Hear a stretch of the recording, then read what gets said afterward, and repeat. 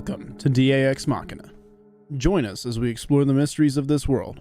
Cryptids, monsters, macabre tales, and horror stories abound. Could they be true? Are monsters real?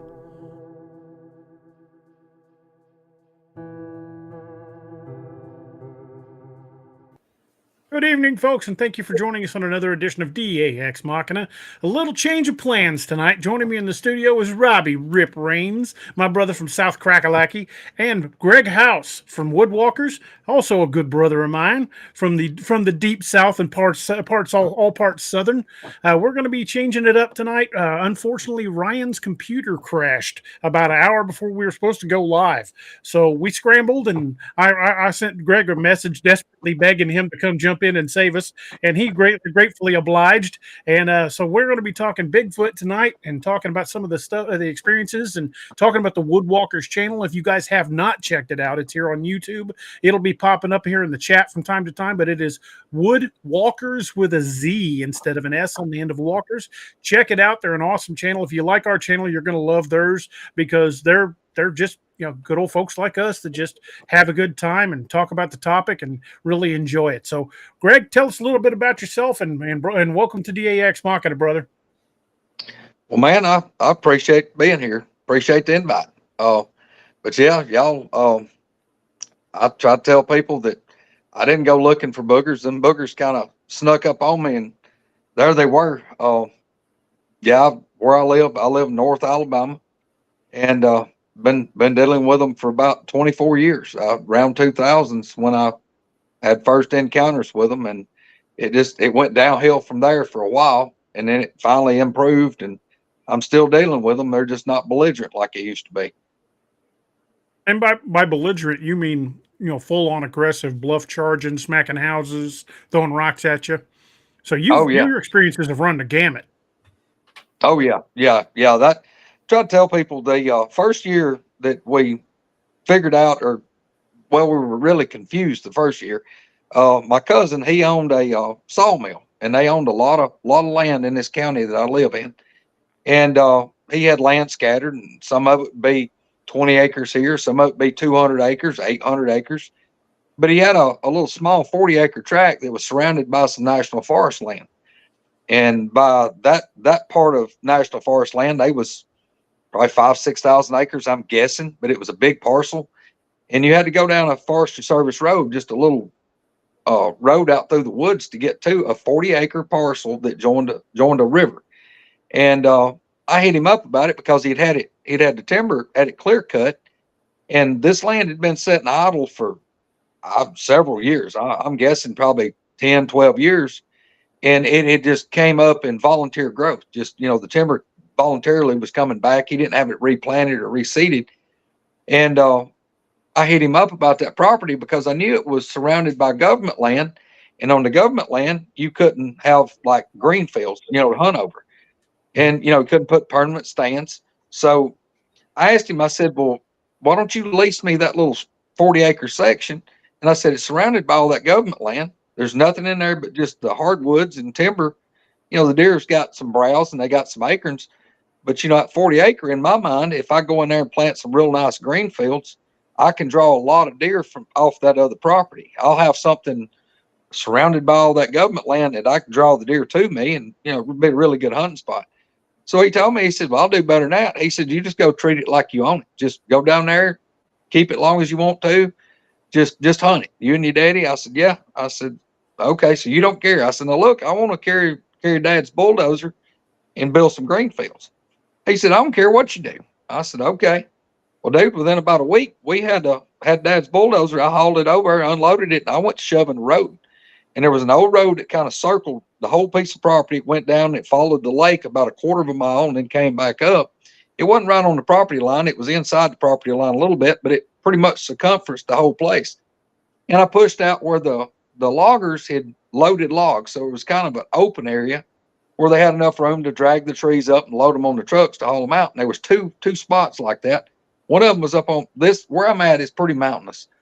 One of them was up on kind of one corner of the property, and it was from the landline going in from that little government road. It was about 200 yards out.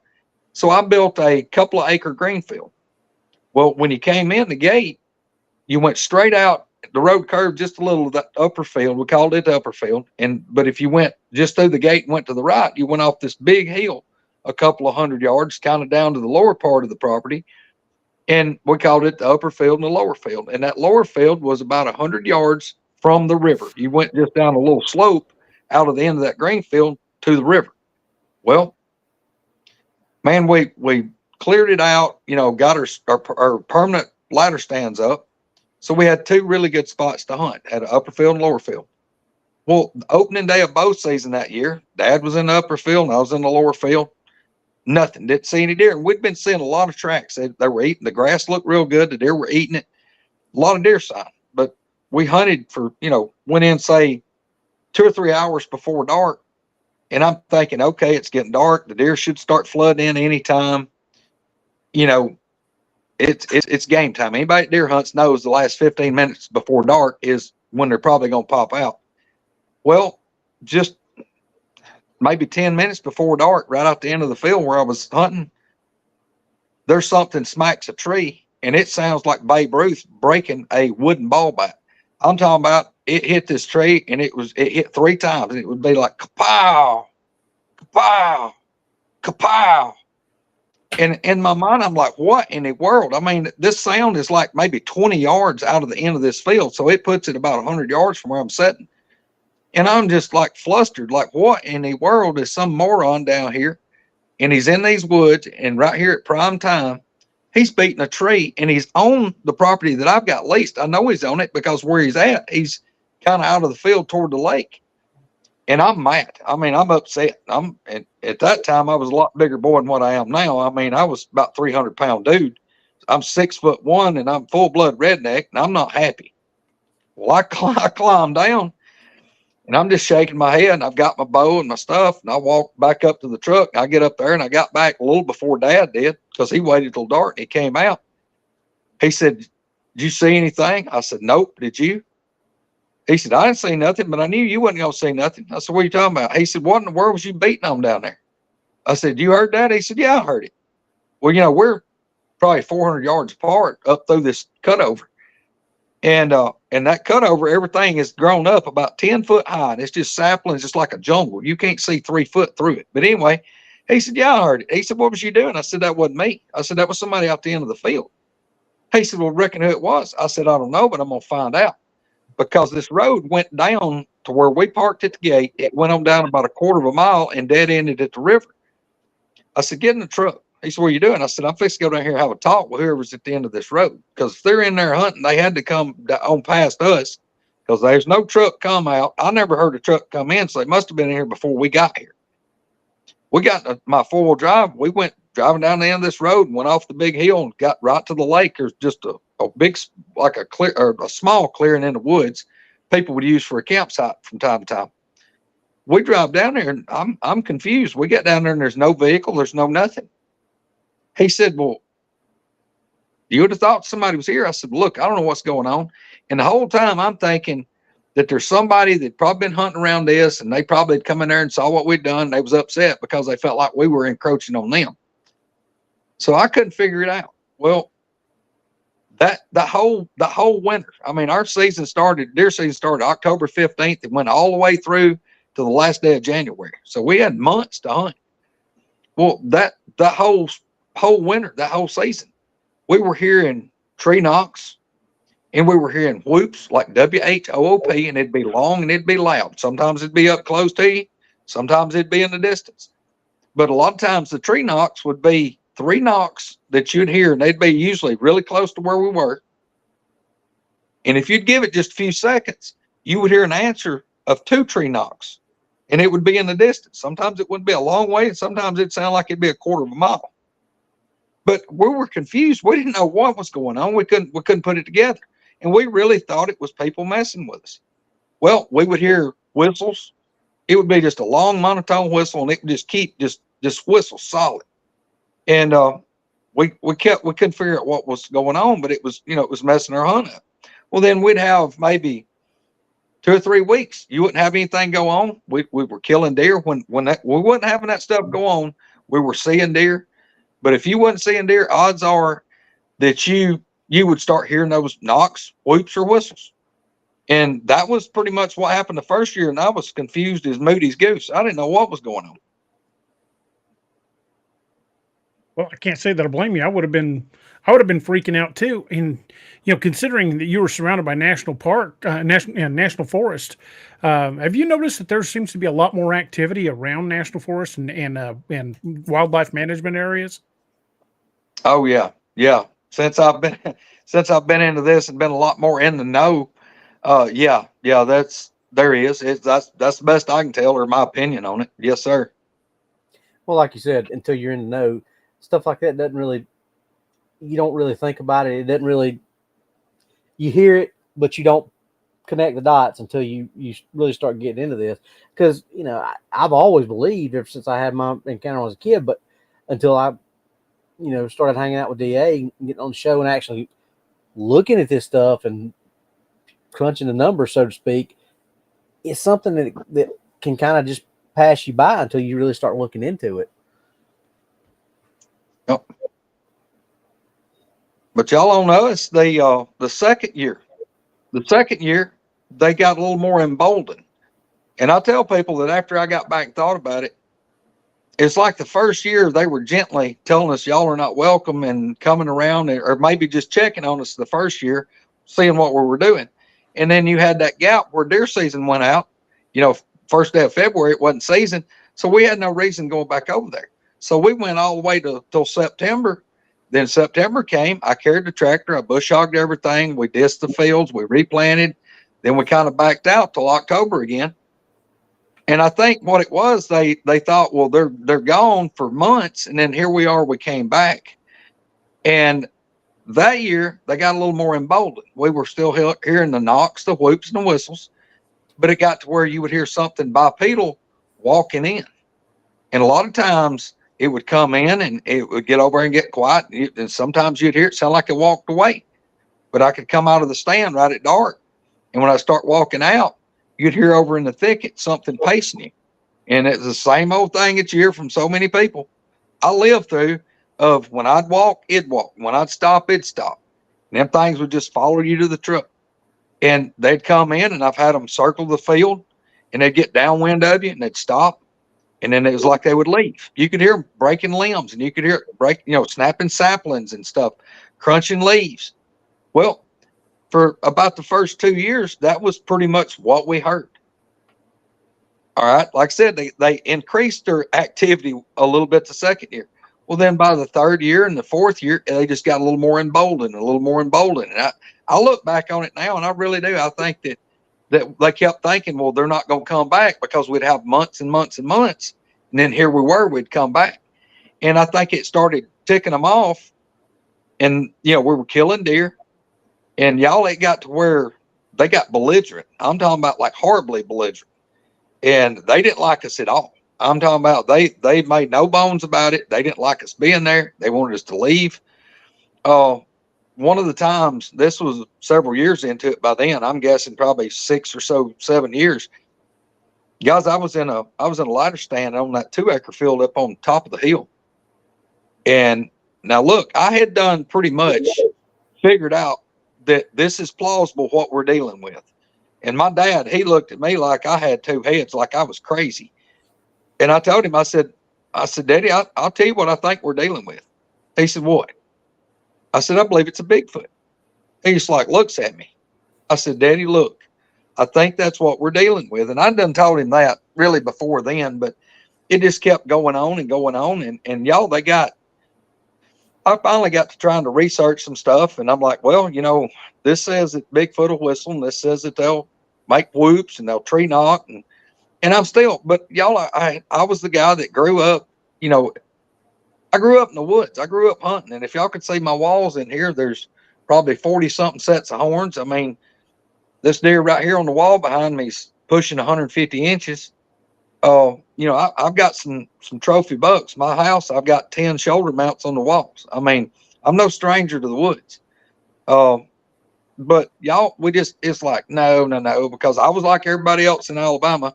If Bigfoot's real, he's supposed to be out there in the Pacific Northwest. But it didn't make sense. But anyway, back to my story. I was up in the ladder stand, and I could hear something walking in coming behind me. And it's through this thicket. And from where I'm at, looking in back behind me, this tree that this ladder stands, 15-foot ladder stand, I could hear this thing walking, and it would walk a few steps and stop. And in a little bit, it would walk a few more steps and stop.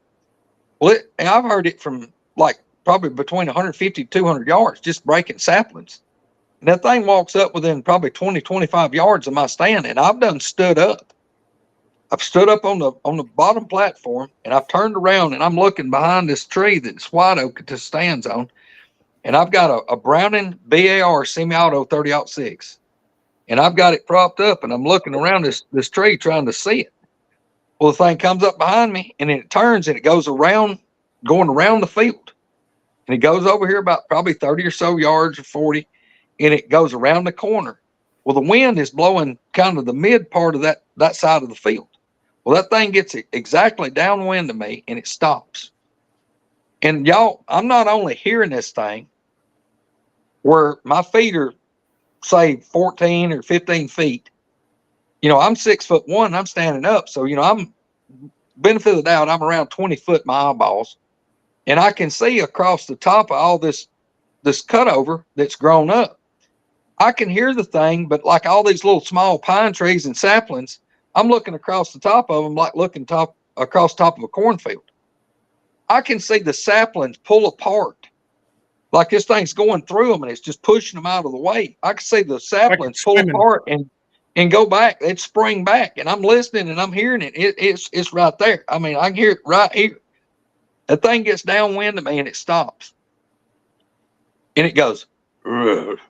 It's like it's grumbling. Well, it stands there a little bit and it huffs. It goes, and then it starts walking. And y'all, it was like you mass rewind. I'm listening and it come right back around the way it went. I'm watching the trees pop apart and go back together. It circles right back around the field. And it comes right behind my stand, and it turns and it goes right the way it came. I'm hearing it go straight away from me. Well, it's pretty level up there where I'm at, but it's through that thicket, and it goes over, and it's probably 200 yards, and the land rolls off a steep hill, and it's all big hardwood. They left it for a buffer zone down to the river. Well, I've decided at this point, and it's not, I mean, it's fixing to be dark. It's really dim, but you can still see out in the field, just out in this thicket. If I could have saw very far from the shade part, I couldn't have saw it because, you know, right around the stand, it's really dark. And the stand wasn't like right in the edge of the field. It was backed up about 20 or so feet away from the edge of the grass. So you had few little trees. They left like 3 or 4 trees when they had clear cut it, and they had got a little bigger, and it was just big enough to put a stand on. So I'm kind of in this one little clump of taller trees. I thought, well, look, I'm getting out of here. I've got to go. I think that thing's gone, and I'm listening and I'm being quiet, and I've just heard it walk away. And I thought, well, it's got out there and it's went over the hill, and that's why I can't hear it, and it's gone. Y'all, normally I'll take, like when I'm in a stand, I'll pull the bolt back on my rifle, and I'll eject the shell that's in the chamber, and I'll lock the bolt open. I'll leave the magazine loaded, but I'll pull the shell out and hold it in my hand. And when I'll tie it on a rope and lower it down, and then climb down, untie it. And most of the time I'll slide the shell back in it. Y'all, I couldn't make myself tie my rifle to that tree stand. Could not make, nope. I wind up, double check this rifle's on safety. I'm holding it, pointing it up, finger straight, nothing on the trigger. And I climb down using one hand. When I get to the bottom of this stand, it dawns on me, because every year I would take where the leaves would fall, the little pathway out in the field about 20 feet. I would take a concrete rake and I would clean that path real good where it was just fresh dirt. You didn't make any noise. Well, it dawns on me that year I'd been busy and I didn't rake it. I'm thinking, oh no, when I step off this last metal step, it's going to crunch and I'm going to make noise. And I'm standing there and I'm holding the rifle pointing up. I'm thinking, okay, I've got to go. It's fixing to be black dark. I can still see across this field probably 200 yards or 100. Well, it's close to 200. Anyway, I stepped down, and as gently as I could, when my foot hit some leaves and they crunched, one crunch, me looking at the ladder, the tree is about, say, 10 feet, you know, where the ladder's leaning back on it. Right straight on the other side of that tree where last I heard this thing It sounds like you dropped a Volkswagen out of an airplane and it's crashing. This thing is coming through there and it is, I'm talking about obliterating. It sounds like it's plowing through there 20 miles an hour and it's coming at me. I whirl and run out in the field. And by the time I ran probably the 20-foot into the field and ran no more than probably 20 yards out in the field, that thing had done covered that complete length of ground, 150, 200 yards through that thicket. I planted my left foot, spun around and brought my rifle up, flipped the safety off, curled the finger in the trigger because I'm like, I'm fixing to shoot this thing. That thing ran exactly to the tree that my stand was leaning on and stopped at that tree. But I'm out here in the field where I kind of see a little bit, but right there where the stand was, it's black dark. I can't see it. All I can do is hear it. That thing is, it sounded like a horse that had just ran the Kentucky Derby breathing. It's like sucking air and blowing it out. And it's like, and y'all, I'm talking about upset, horribly upset. It's breaking saplings. It's throwing, sounds like a temper tantrum. And the thing sounded like it was pacing back and forth in probably a 15, 20-foot spot. And it would huff. It would huff and it would growl and it would just grumble. And y'all, I didn't know what to do. I mean, I thought I'm fixing to be the dude who's fixing to shoot this thing. And I'm backing up and I've got my head on a swivel. I'm looking all around me and I'm backing up. I've got to go probably another 40 or so yards across this part of the field to where the road, it narrowed in and you got a road that was 12 feet wide. It was 6 foot with a bush hog and then 6 foot back. It was an old road that had the big old rocks about big as my fist, limestone rocks. Y'all, I had to traverse that. And it's like going through a hallway in a school, 12 feet wide. You know, it's up, say, 10, 12 feet tall, but it's open on top. You see the sky, but I've got to go through this hallway to get out to my truck. Well, as I'm backing up and I get nearly to that, and this thing is throwing this fit. Well, it dawns on me that thing ain't right there at my stand anymore. It's going around the field where I'd heard it earlier. It's going around the field and it's moving fast. Y'all, I went in full-blown panic. I sucked that rifle in. You know, I done flipped safety back on, but I sucked that rifle into my chest, had the barrel pointing up, and I turned and run. And I'm talking about I was running as hard as I could go down that road. I could hear that thing over my right shoulder circling that field. And I could hear it plowing through the thicket, gaining, and it's catching me fast. When I got to my truck, there was a little opening on the inside of that field, about a 30-foot circle. When I hit right there at the gate, my truck was parked 3 foot from the gate on the opposite side. I ran around the gate post. And when I got between the grill of my truck and that gate, that thing was right there on the other side of that opening. It couldn't have been over 5 foot into the old honeysuckles and the briars and the brush. And it was pissed. I'm talking about this thing was mad. Y'all, I got my rifle jerked back up, safety flipped off, and I'm backing and I'm looking and I'm trying to work my way to the corner of the truck, and I walk backwards till I get to the door. And this thing's having a fit. I mean, a full-blown fit right here, tearing the woods apart or the thicket apart. I back up, get my door open, and the old truck, the old four-wheel drive I had, it had crank windows. And I rolled the window down, put the buttstock across me, and I get up in the truck, and I got the barrel out, and I shut the door with this 30-06 barrel. It's on safety now, but I got the barrel sticking out the window about probably, like this far. And I'm thinking, okay, if it runs up here and goes to jerk the door off, I'm fixing to dump 5 30-06s with semi-auto in its face. Y'all, I cranked that truck, dropped it in reverse, got a hold of my rifle.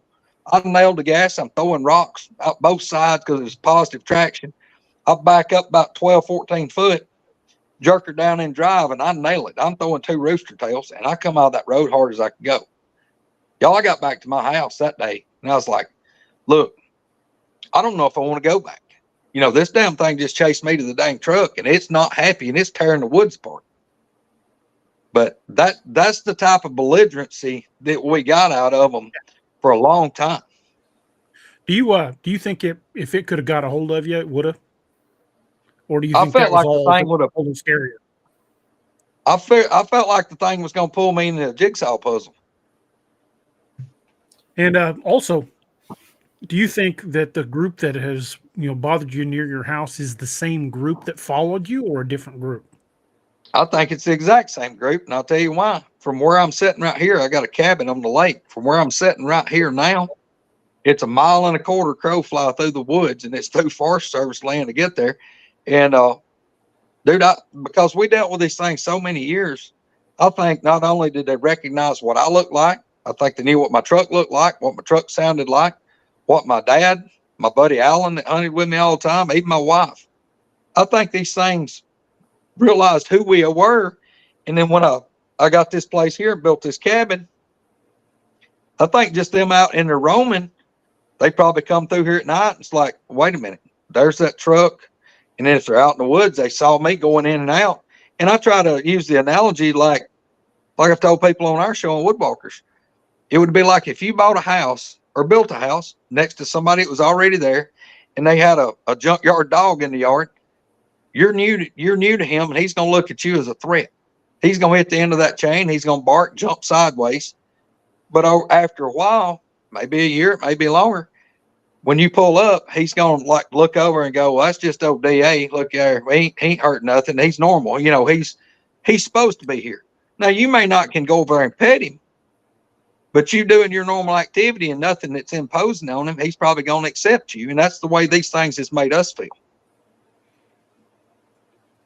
And how long was it before the activity died down? For the aggressive part, anyway. The aggressive part, that was an accident. The way we diffused the whole situation was a sheer accident. Buddy of mine, y'all hear me talk about him if I ever watch Wood Walkerz. His name's Alan. Me and him kind of grew up together. He's like an extra, like a bonus older brother. He's hunted with me since we were kids. Well, he's been over here with me, and he's had them follow him out. He's heard the screams, the roars, the yells. He brought a buddy of his to hunt with us. He asked me, he says, oh, is it cool if I bring a buddy of mine from Birmingham to hunt? I said, well, I don't care. Look, he's more than welcome to hunt. He's your buddy down there. I said, if you want to bring him, I said, but you know the deal. He said, man, do I have to? I said, you know the deal. Before you carry him in the woods over here, you tell him what we're dealing with. He said, man, I kind of hinted around to it, and he kind of laughed at me, told me he didn't believe in it. I said, well, you know as well as I do, it don't matter if he believes it or not. You know what's over there. He's like, man, I'll tell him. I said, look, as long as you tell him, if he still wants to come, he's more than welcome to come hunt with you. So the guy shows up. He comes. Alan brings him up from Birmingham. I made him at my house. We talk about it. And I told him, I said, so Alan told you what we're dealing with over here. He goes, oh, I don't believe in none of that. I said, look, Dave, just because you don't believe it don't mean it ain't real. And I said, odds are we may go over and nothing happened. But I want you knowing how to conduct yourself if something happens. I said, you bring a handgun with you? He said, yeah, I got a Glock 40 cal. I said, okay. Bring your deer rifle? Oh, yeah, I got a 270 bolt action. I said, that's good. I said, but look, you got some extra ammo? Yeah, but I won't need it. I said, well, you're going to carry it. I said, that's the deal, dude. If you go with me in the woods or you go hunt with us, you carry your rifle, you carry several extra rounds. Every adult carries a large caliber handgun and extra ammo. Oh, man, I don't need it. I said, look, dude, it ain't that heavy. You're going to have to walk that far to take it. So we go over there. I put him in the lower stand. Al went to the upper stand. That's where he'd always like to hunt. And I think it was just because it was easy walking. He didn't have to walk up and down the mountain. But anyway, I put his buddy in the lower stand, and I went on down to the creek, the 100 yards to the creek or to the river, and I went a couple of 100 yards down from him. We would have had to shot through a mountain to shoot toward each other, you know. But anyway, I told the boy, I said, look, dude, I said, don't shoot me when I come back up in this field, and I'll be back before it gets completely dark. He said, well, man, I like to stay till it gets really dark. I said, look, not here we don't. I said, dude, anywhere else, I hunt till it's dark myself. But look, when it gets dark, we need to be standing at the truck. Oh, man, I ain't worried about it. I said, no, look, that's the rules. Well, we went in there and hunted, and dude, it was quiet. You could hear a pin drop all evening. And I hadn't saw anything in a little while, but I kept waiting on him or Alan or myself to shoot a deer. Didn't see nothing, and it got dark a little quicker where I was down in the woods. So I took my time coming to him. Well, I got up there to the field. I whistled at him before I walked in the field, and I had to wait on him to climb down. So by the time he gets down, he's like dragging his feet. I know he was, wanting to stay longer, but we had to walk this hike up this mountain. We get back to the truck. I told him, I said, something ain't right. He said, what do you mean? I said, Alan should have been here. He said, oh, he's probably got deer in the field. I said, no, if there had been deer in the field when it got dark, he would have run them off and come down. I said, I'm telling you, he would have come out. He would have been here. So we stand there a few minutes, and I told him, I said, look, we got to go get him. He said, hey, be out in a minute. I said, no, we're going to walk. Me and you's going to walk in there, and we're going to go get him. It ain't 200 yards. We're going to get where we can see him, and we're going to make sure he's okay. Oh, man, ain't no need. I said, look, get yours. He done laid his rifle up on the hood of the truck, and his little, I called it his Scooby-Doo book bag. He had a hunting pack with him. He laid it up on the truck. We're standing there, and I'm trying to coax him into like, come on, dude, we got to go get him. About that time, I hear those big rocks I was telling you about, kind of like one like get hit and bounce across. So I look over and I see a little bit of a glow because it's really pretty dark in that kind of like the hallway path coming out. And I'm trying to figure out what it is. And it's, I don't know, 25, 30 yards, maybe a little bit further. And I look and there's something glowing. It's a dim glow and it's a little bit red. I'm like, what in the world is that? And his buddy's saying something. I said, shh, be quiet, dude. Just be quiet. What? I said, be quiet. And I look, and what I figure out it is, Alan's got a little small AA mag light, and he's letting a little bit of the light shine through his fingers. He ain't shining it completely. He's just like, and what I'm seeing, the glow is his hand. His fingers are glowing. Mm-hmm. Well, he gets on a little bit closer, and I can kind of make him out. Then he got nearly into that opening, and he can see me.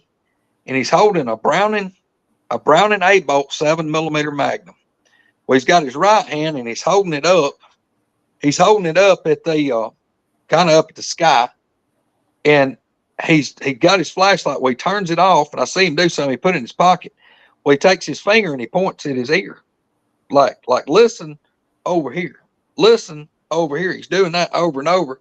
Well, I'm exaggerating, like yes. Well, he starts walking, and when he starts walking over in the thicket, it couldn't have been over 15 yards. I hear something breaking limbs. Well, he stops. It stops. Well, he takes another couple steps, and when he does, it makes some more racket. So this thing is pacing him out kind of over his right shoulder in the thicket. And his buddy's going, what is that? What's he doing? I'm, shh, be quiet, dude. Just listen. Well, finally, I start motioning real big. I'm like, come on. Well, Al takes off and he's walking quick and he walks up there to the gate. I said, what is it? He said, that thing's following me out. And it did him nearly exactly the way it done me, except instead of it running, chasing him, Al never did take off running. He just kept walking and the thing didn't run to chase him. It just follows him out. But it was not happy. This thing was grumbling and it was growling. This thing walks up that 30 or so feet. It walks up to the same place that the one had done me across. Well, you got 3 grown men standing right here in front of my truck. And that thing, because we didn't get in the trucks on line figure and leave, it gets worse. And it's going, and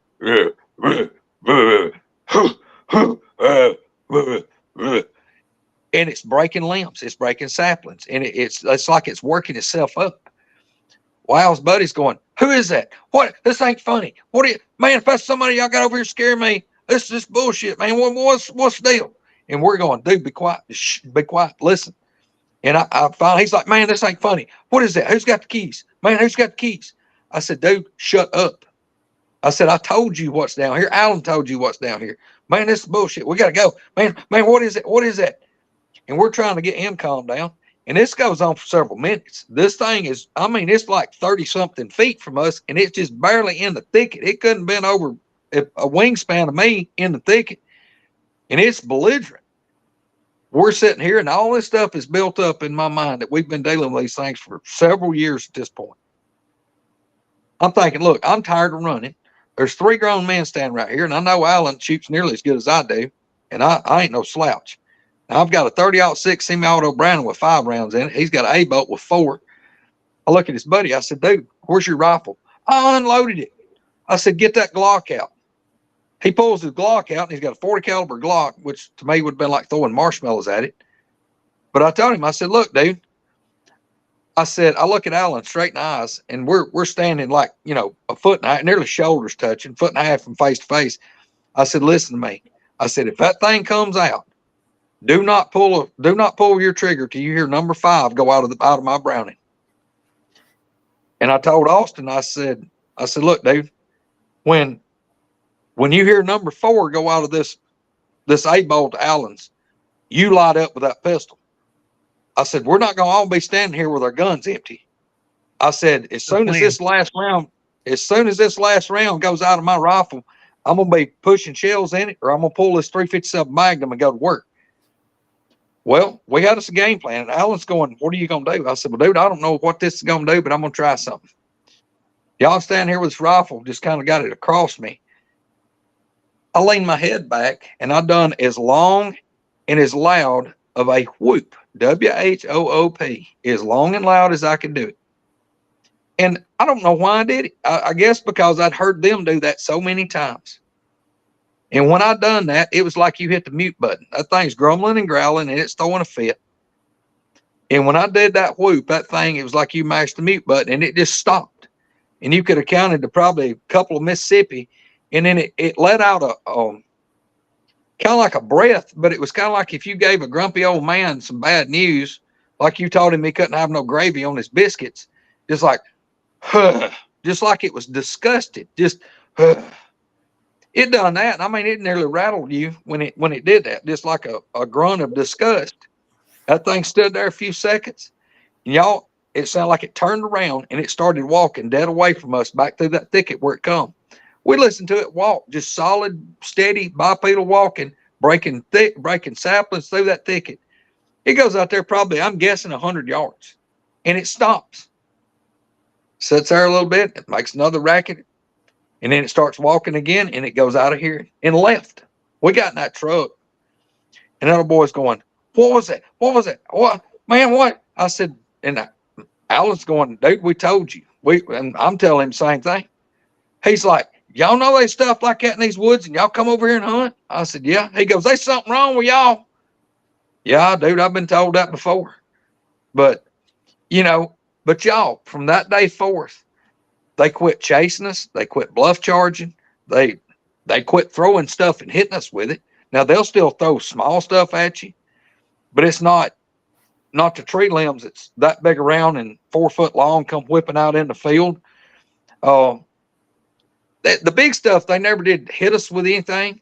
The only thing they've ever hit me with, I had one throw a hickory nut and hit me in the back of the neck, and it bounced up and come back down, and it landed on my rifle. My rifle was laying in my lap, but it threw a hickory nut and it hit me. That's the only time they've ever hit me with anything. It didn't hurt me, and I don't know if it truly meant to hit me with it, because I was sitting there, and just 30 seconds before that would hit me, I'm sitting there looking around the field, and deer hunting, you don't turn your head, you're just cutting your eyes. But I seen something just out of my peripheral, like zing by, and it went like out in the field. And time I whipped my eyes down, I seen it bounce. I couldn't tell what it was, but I was like, okay, that comes sideways. It didn't fall, and there was no hickory tree where I was at above my head. But y'all, that thing come slinging by me, and then it wasn't just a few seconds. That one hit me, and then I stood up and got to looking around. But that right there diffused the situation as far as I'm concerned. I don't know what that relayed to them. I've talked with Coonbo about it. I've talked with a lot of other folks, and all I could get it in my head, it was like, looking back now, and that, hindsight 2020, what I can put together, my opinion, I think these things looked at, we were encroaching on them. I come down to their living room. I built green fields. I built roads. We were there imposing.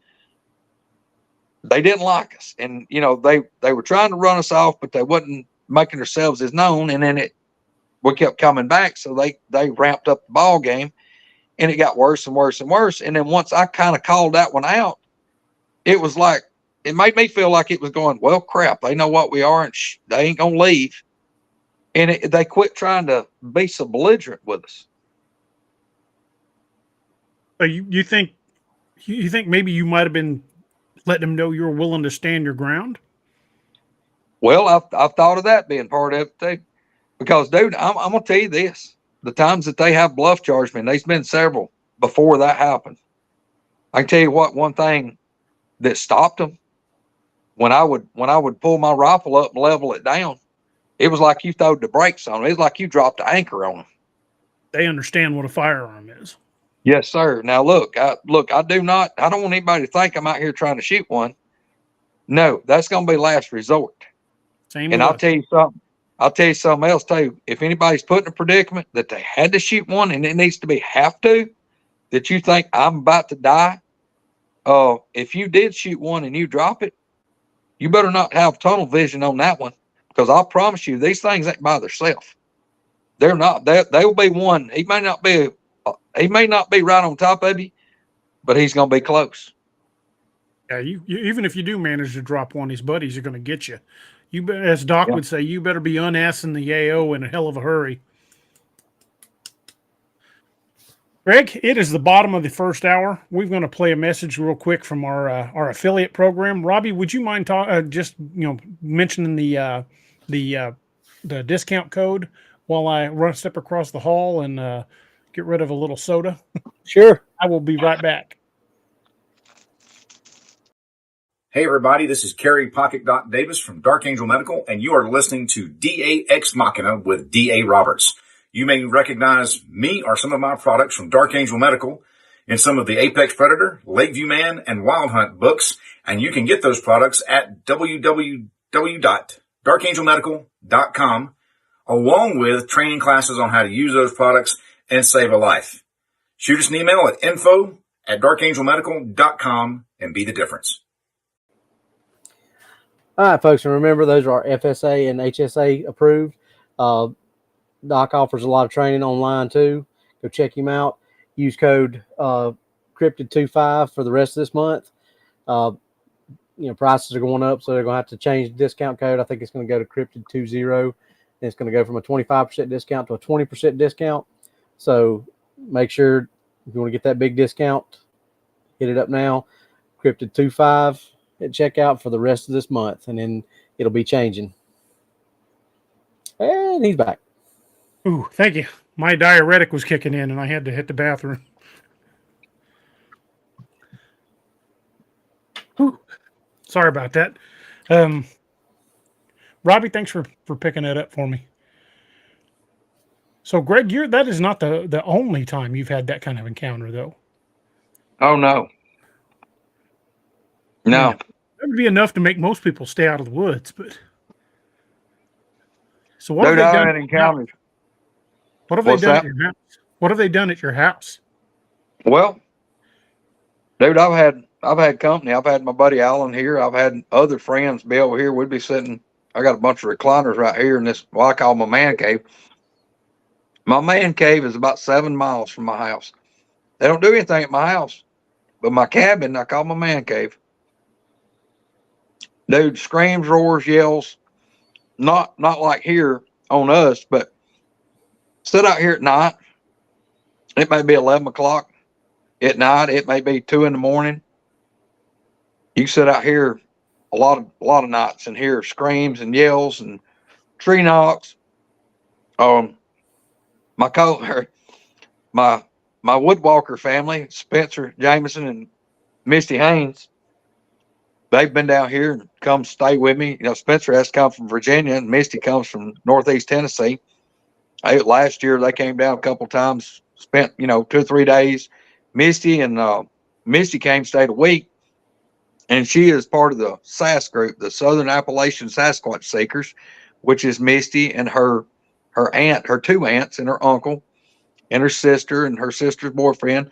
And they brought my daughter in as a member, but they've got a really good group. But they came down here, Mr. Mark Noble from the Beast, Sawdust Beast. Sawdust. Mark Noble, he's like an adopted brother, and Mark came and stayed. I've had Mark Green from Cedar Creek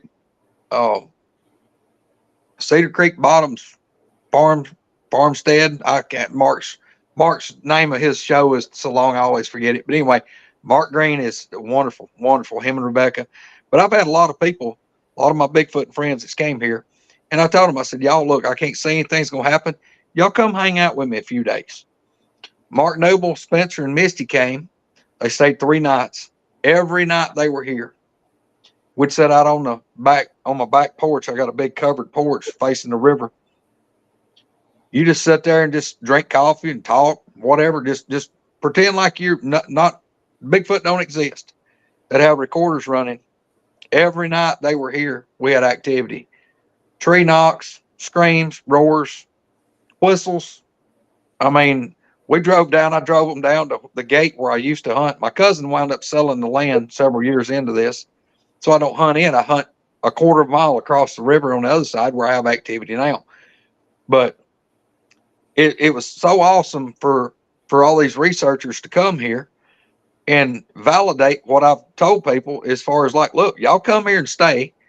And I can't swear anything's going to jump off, but odds are it probably is.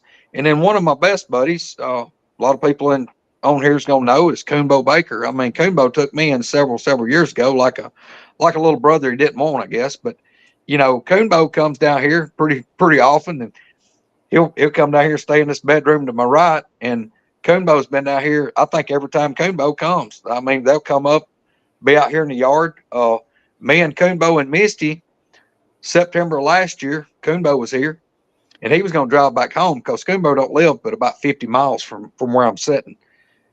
I walked out and was going to go stay at my house because I had so many people here. They kind of filled the bedrooms up. I said, look, y'all just take over my man cave. It ain't 7 miles to the house. But Misty walked outside with me and Coonbo on this back porch to where our vehicles were. We walked out. We heard something make a racket and take off. And we had a sighting. I mean, this thing was massive. Saw a little bit of red eye shine, but the thing was within probably 40 feet of my porch. So it wasn't like a great sighting, but yeah, we absolutely got a glimpse of a booger right here. And dude, the week before the LBL trip a couple of weeks ago, I pulled up. I'd been to my house and I came back over here and pulled up about 9 o'clock at night. My headlights, you come up a hill and it flattens out like where I park. Right behind my man cave, there was a booger standing at the wood line. I mean, I'm 70 feet from it and the headlights hit it. And the thing just like stood there. And by the time I realized that, oh crap, the thing took off and bolted. And dude, it was like a blur. I mean, just whoa. I watched it traverse about probably 30, 35 feet. And then it ran behind my cabin where I couldn't see it. And my buddy Alan, Christmas Eve, he come up on my porch. He'd got over here before I did. He walked up my porch, and there was one 30 feet from the porch standing behind my propane tank, growled at him, and he looked over and saw it. And it was just standing there looking at him. And he froze. And he finally wound up, he decided, I've got to do something. This thing, they're having a stare off. So he gets the key and unlocks the door and comes inside. We've had several times that they come up, they'll slap the wall. They'll slap the end wall on the dark end of this house. There's a security light on the other end. They'll come up on this dark end, this bedroom. Sometimes they'll just bump the wall. And sometimes it sounds like a 120-pound kid wrecked his Huffy bicycle into the wall. It'll shake the whole cabin. But they don't really try to turn it up.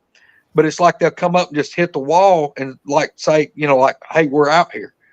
I mean, I hear stuff all the time.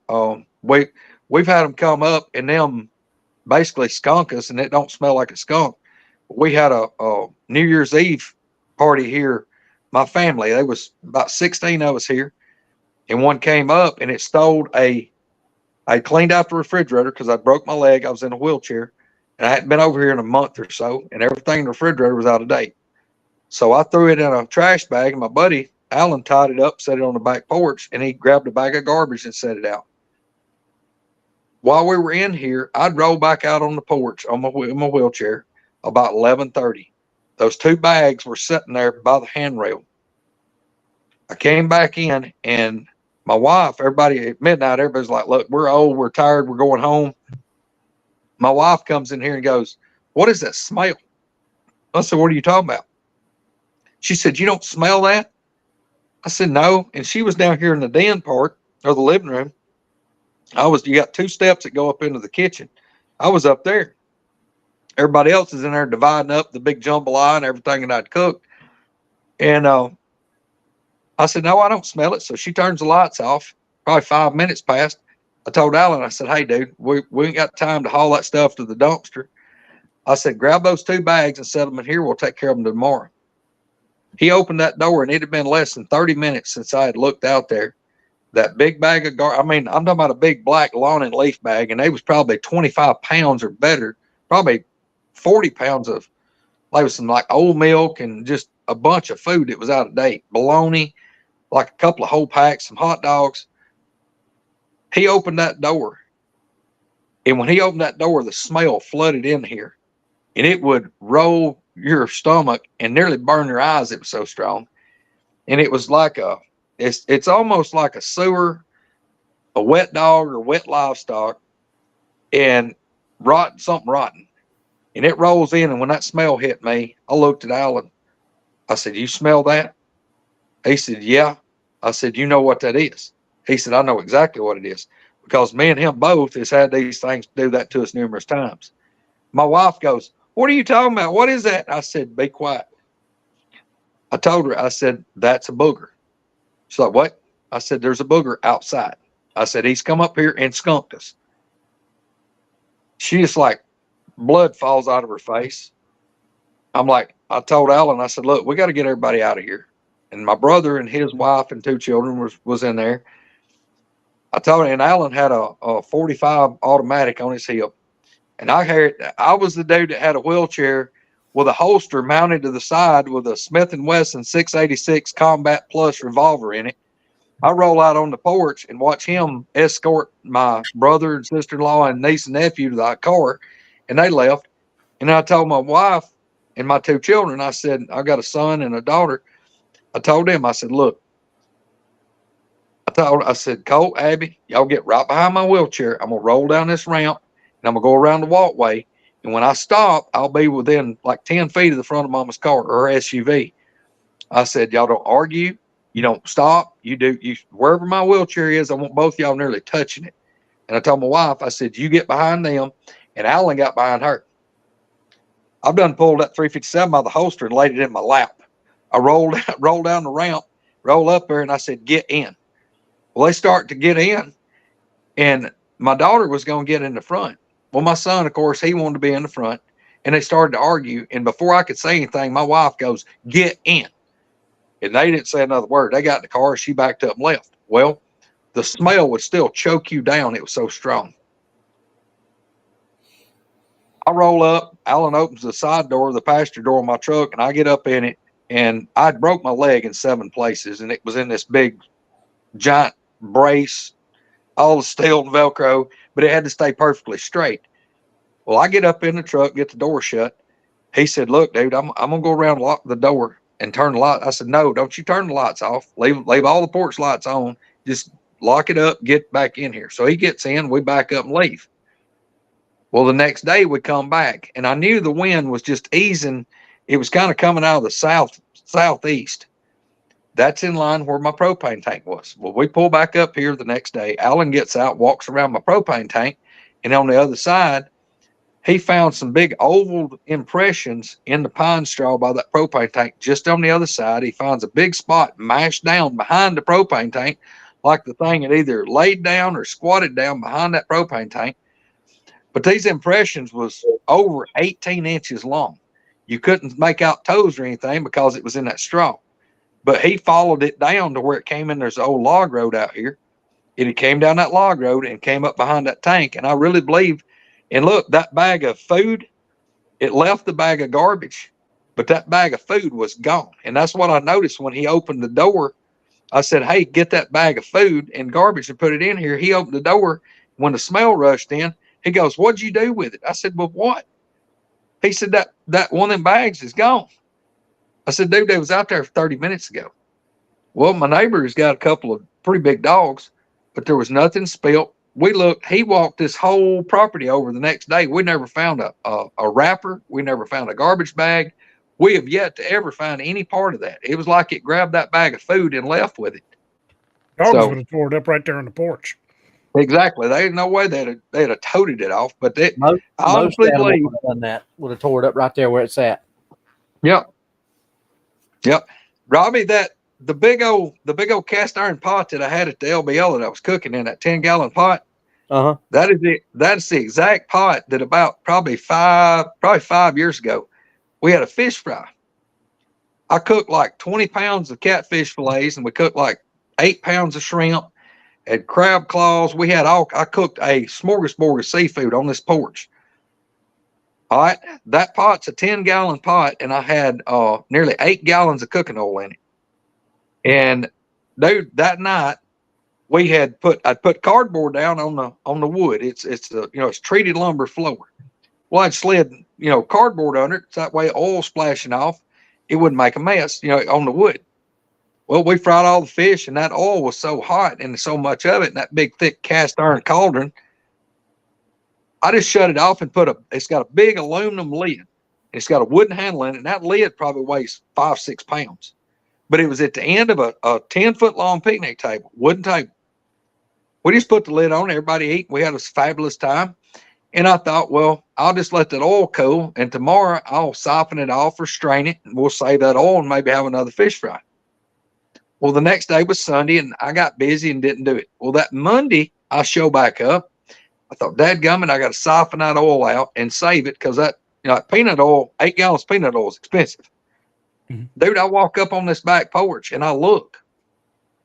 That big cast iron pot with that burner under it, that aluminum lid that was on the middle of that, or on top of that pot, that thing was about 6 feet sitting in the middle of that picnic table.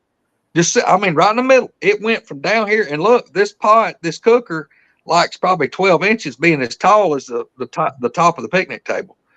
But something had took that aluminum lid off, moved it about 6 foot, and set it in the center of that table. And where the cooking oil, like probably 8 inches being to the top, there was at least, the best I calculate, about 3 gallons of cooking oil was gone out of that pot. Drink that thing ain't going to have a solid bowel movement for a month. DA, you're go through a screen door, man. Yes, but dude, we had took that night. My wife had took that cardboard because it was a bunch of oil on it. We was afraid it would like leach through and get onto the wood anyway. So she had threw it away. Well, the boards, the lumber around that pot, there wasn't a drop of cooking oil anywhere. Nothing. Well, you tell me, if a dog had got in it, a coon, whatever, y'all look, that pot, it had to be at least 3 gallons of cooking oil, used cooking oil, gone. All I can think, dude, is they drank that cooking oil out of that big cast iron pot. That poor Squatch is going to be leaning against a tree like Jeff Daniels in Dumb and Dumber. Yes. But system purge. That poor thing. Oh my God. That's brutal. Yeah. I told Spencer, I said our Wood Walkerz meet and greet, I said, man, I didn't tell everybody that they were eating out of the big cast iron cauldron that apparently that Bigfoot's ate out of at one time. Sonia Morgan says, I bet his fur was shiny though. Oh, dude, we laughed for a while. We said we may already go around out here and look, see if there's any bark blowed off of some of these pine trees. Bigfoot looking in the lake trying to pop the pimples. Yes. Too greasy. But, we thought about it too, and that's what Coonbo had a pretty, I say, plausible theory on it. He said, well, think about it. That cooking oil smells like something to eat, but you had the smell of all that fish and the seafood and the salt and stuff in it.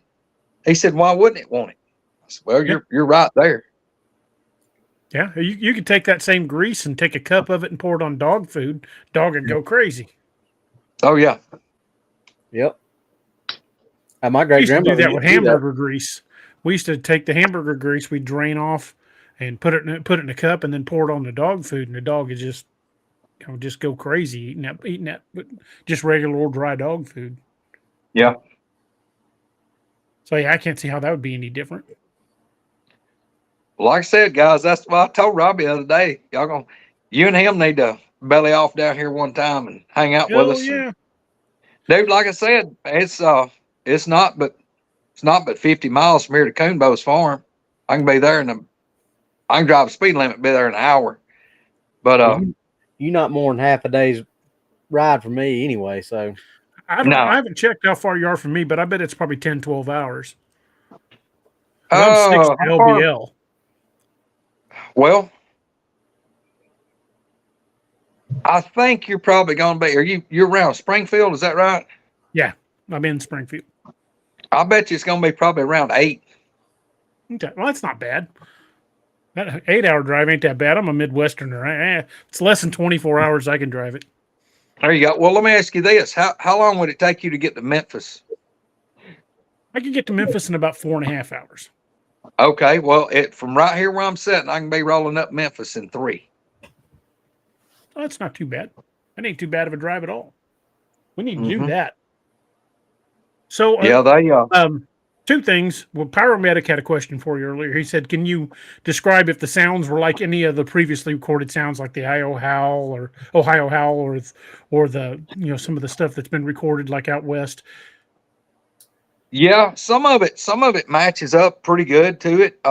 It's, a lot of the howls they'll kick off and it sounds like stuff that I have heard recorded before. Now some of the times that I don't have time to tell my motorcycle story, so people can kick back on some of the other shows that I've done. Got time. We I know we usually normally go 2 hours, but hell, we'll go all night if we need to. Now no, it would take me an hour to tell it. But anyway, I'll come back one day and tell that one. But we'll have to do that soon.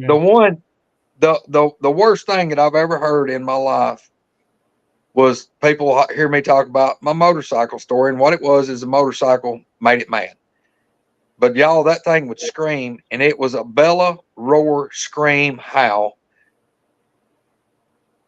Y'all, that I can't even do it justice to describe it, but it would start off low like a bull bellowing, and then it would hold that note, and it would increase to like a roar, like a lion roaring, and it would stay that tone for a while, and it would ramp up into like a man screaming. Then it would go like into a woman screaming, and then it would be like a howl at the end. And y'all, it would just keep going and going and going and going and going. And it's like, my God, is this thing gonna run out of air? And when it would quit on the end, it was like a whip crack, like a pop at the end. It was just so abrupt. It had like a crack to it. And y'all, that thing, it was so loud that you could feel it from the time it started to quit. You could feel the vibration off of it. But they would be part of that bellow, roar, scream, howl, that it would hit a certain spot and it would absolutely blur my vision. Like it was vibrating my eyeballs so hard that it was like looking through a set of binoculars and you're rolling the focus back and forth. It was like it would blur and then it would clean back up when it quit. And y'all, I tell people it was as louder than a freight train if you're standing right in front of it. It blows my mind that any animal could make any kind of sound that loud. It is absolutely crazy. I cannot explain it. And that's, just how powerful those roars are is just the astounding part. Even over distance, they still carry a lot of power. Yeah. And y'all, the other thing, one of the things that creeped me out, and probably as we'll say in the South, it feared me worse than anything. One of the creepiest things was I had the 2 that came in below me, below the field where I was hunting, and I heard 2 of them communicating. I heard them. I heard these things talking back and forth. And when I say that, I'm talking about, y'all, I was less than 100 feet, probably no more than about 85 or 90 feet. It's just the terrain went out and it went over the hill toward the river. And these things were just below the crown of that knob. And they were close enough that I was trying to ambush a buck that I'd saw 3 days in a row before that. I was there. This was the 4th day I hunted the same stand. The 3 days previous, I'd sit in the ladder stand, and this buck was coming out about 80 yards. I couldn't get a shot on him with a crossbow even because he was 80 yards. He was out of where I was comfortable to shoot. Well, I devised a plan that I'll go about a little further than halfway down the field, and there was a treetop that fell out of this tree, and it was a bunch of limbs, and this stuff was up probably 3 or 4 feet high.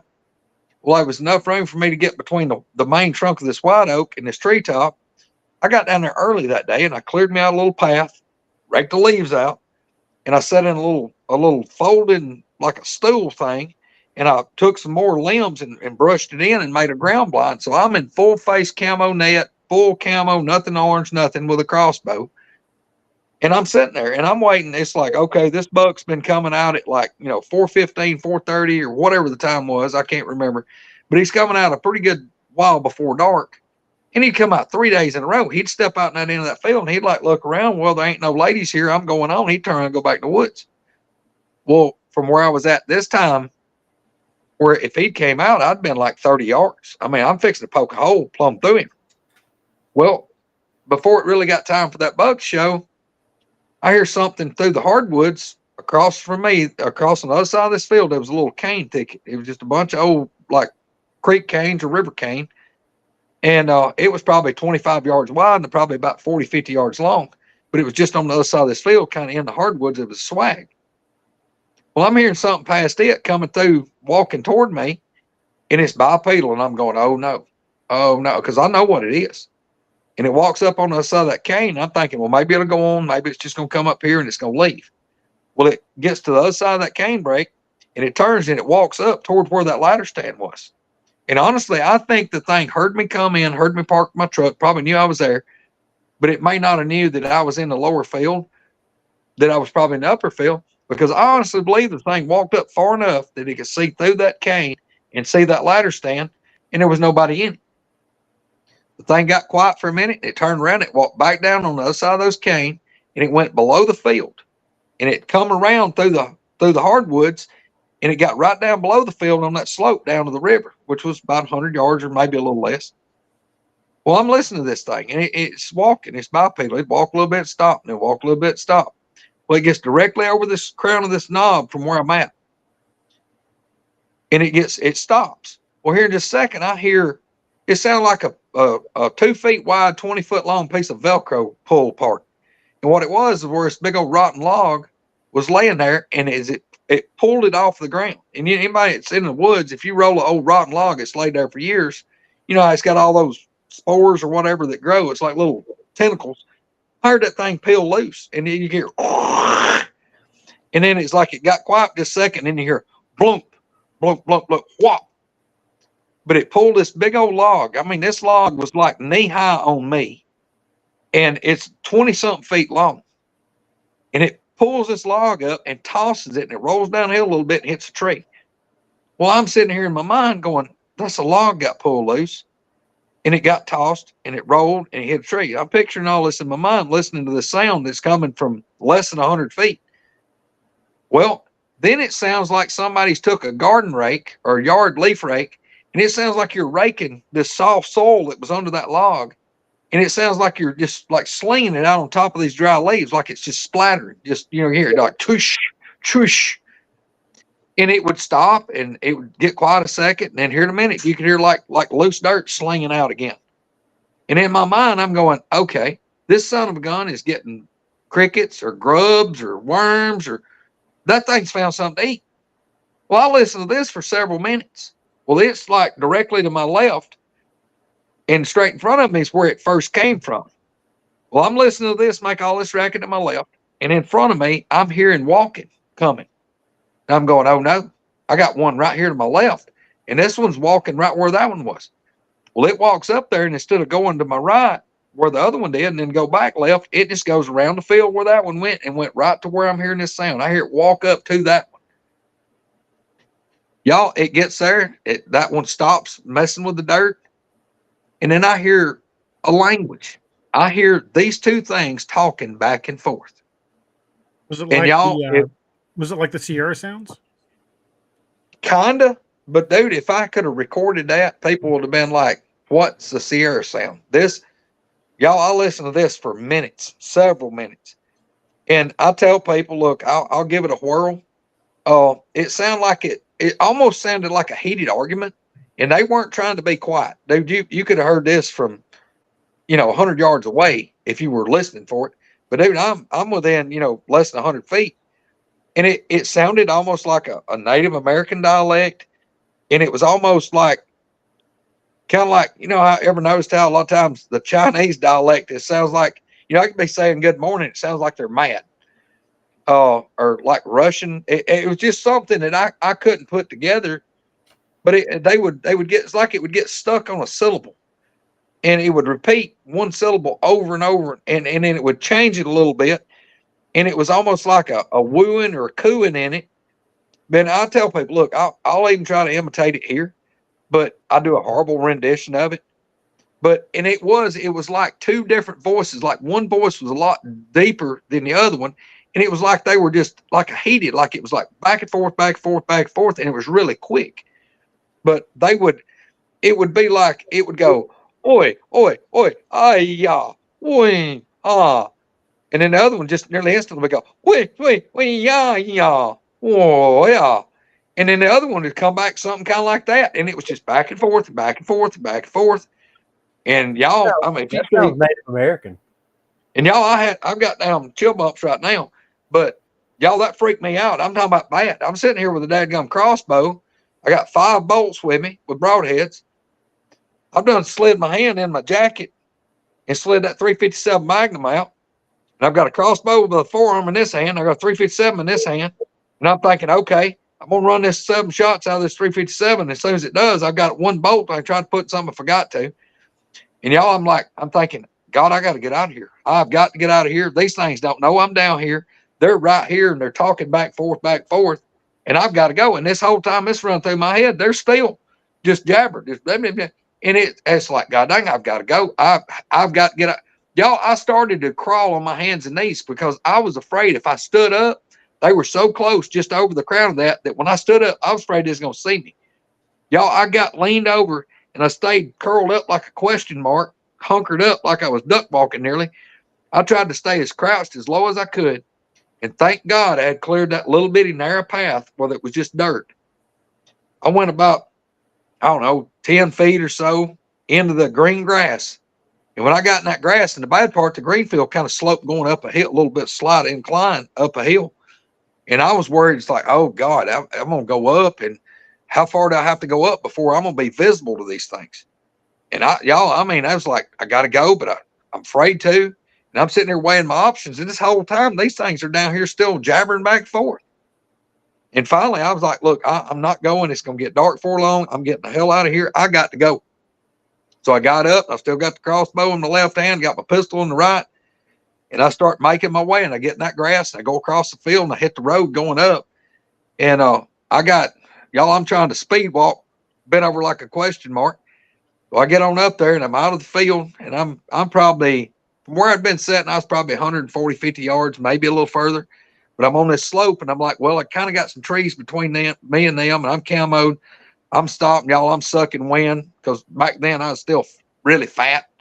And I was a big old boy, but I stood there and I got my breath, and dude, then I took off and I went to the truck. I was ready to go home. You know, it's funny you said that they were speaking what sounded like Native American. Fred Roll from Subarctic Sasquatch, he's a Native American from Alaska. He said that the council elders up there have said that they speak a primitive form of their tribal language, a very primitive form. And I talked to a guy from one of the reservations down in Oklahoma who's Cherokee, and he said that his grandfather and some of the elders said that they speak a primitive form of Cherokee. So I think that, you know, whatever he recorded, whatever that was recorded on the Sierra Sounds is just the dialect in that area. I'd say wherever they're from, wherever they've lived, I'd say that's the dialects are going to be different. Kind of like, I don't know, kind of like somebody from, you know, South Florida trying to talk to somebody from South LA. It's the same language, but it's going to be so different. Nobody's going to be able to understand each other for very long. Yeah, I can see that. I mean, y'all, like I said, I've never heard anything that sounded like that. Now, like I said, some of the Sierra sounds, I could pick out parts of that I could say, yeah, that sounds a lot like what it was, but a lot of what I heard didn't. I mean, Sierra sounds don't match up because it wasn't, to me, part of it was that it wasn't, the Sierra sounds wasn't as fast paced as that. Yeah. Boys, we're already 15 minutes after the hour. We probably should have done the other affiliate about then. Greg, if you need to stretch your legs or grab you something to drink, it's going to take a couple minutes. Robbie, you want to tell us a little bit about Scallywag Tactical? Why, sure thing. Let me get my my props here. All right. As y'all know us, we like our affiliates like our veteran-owned affiliates, and Scallywag Tactical is one of the best places that you can get a blade ever.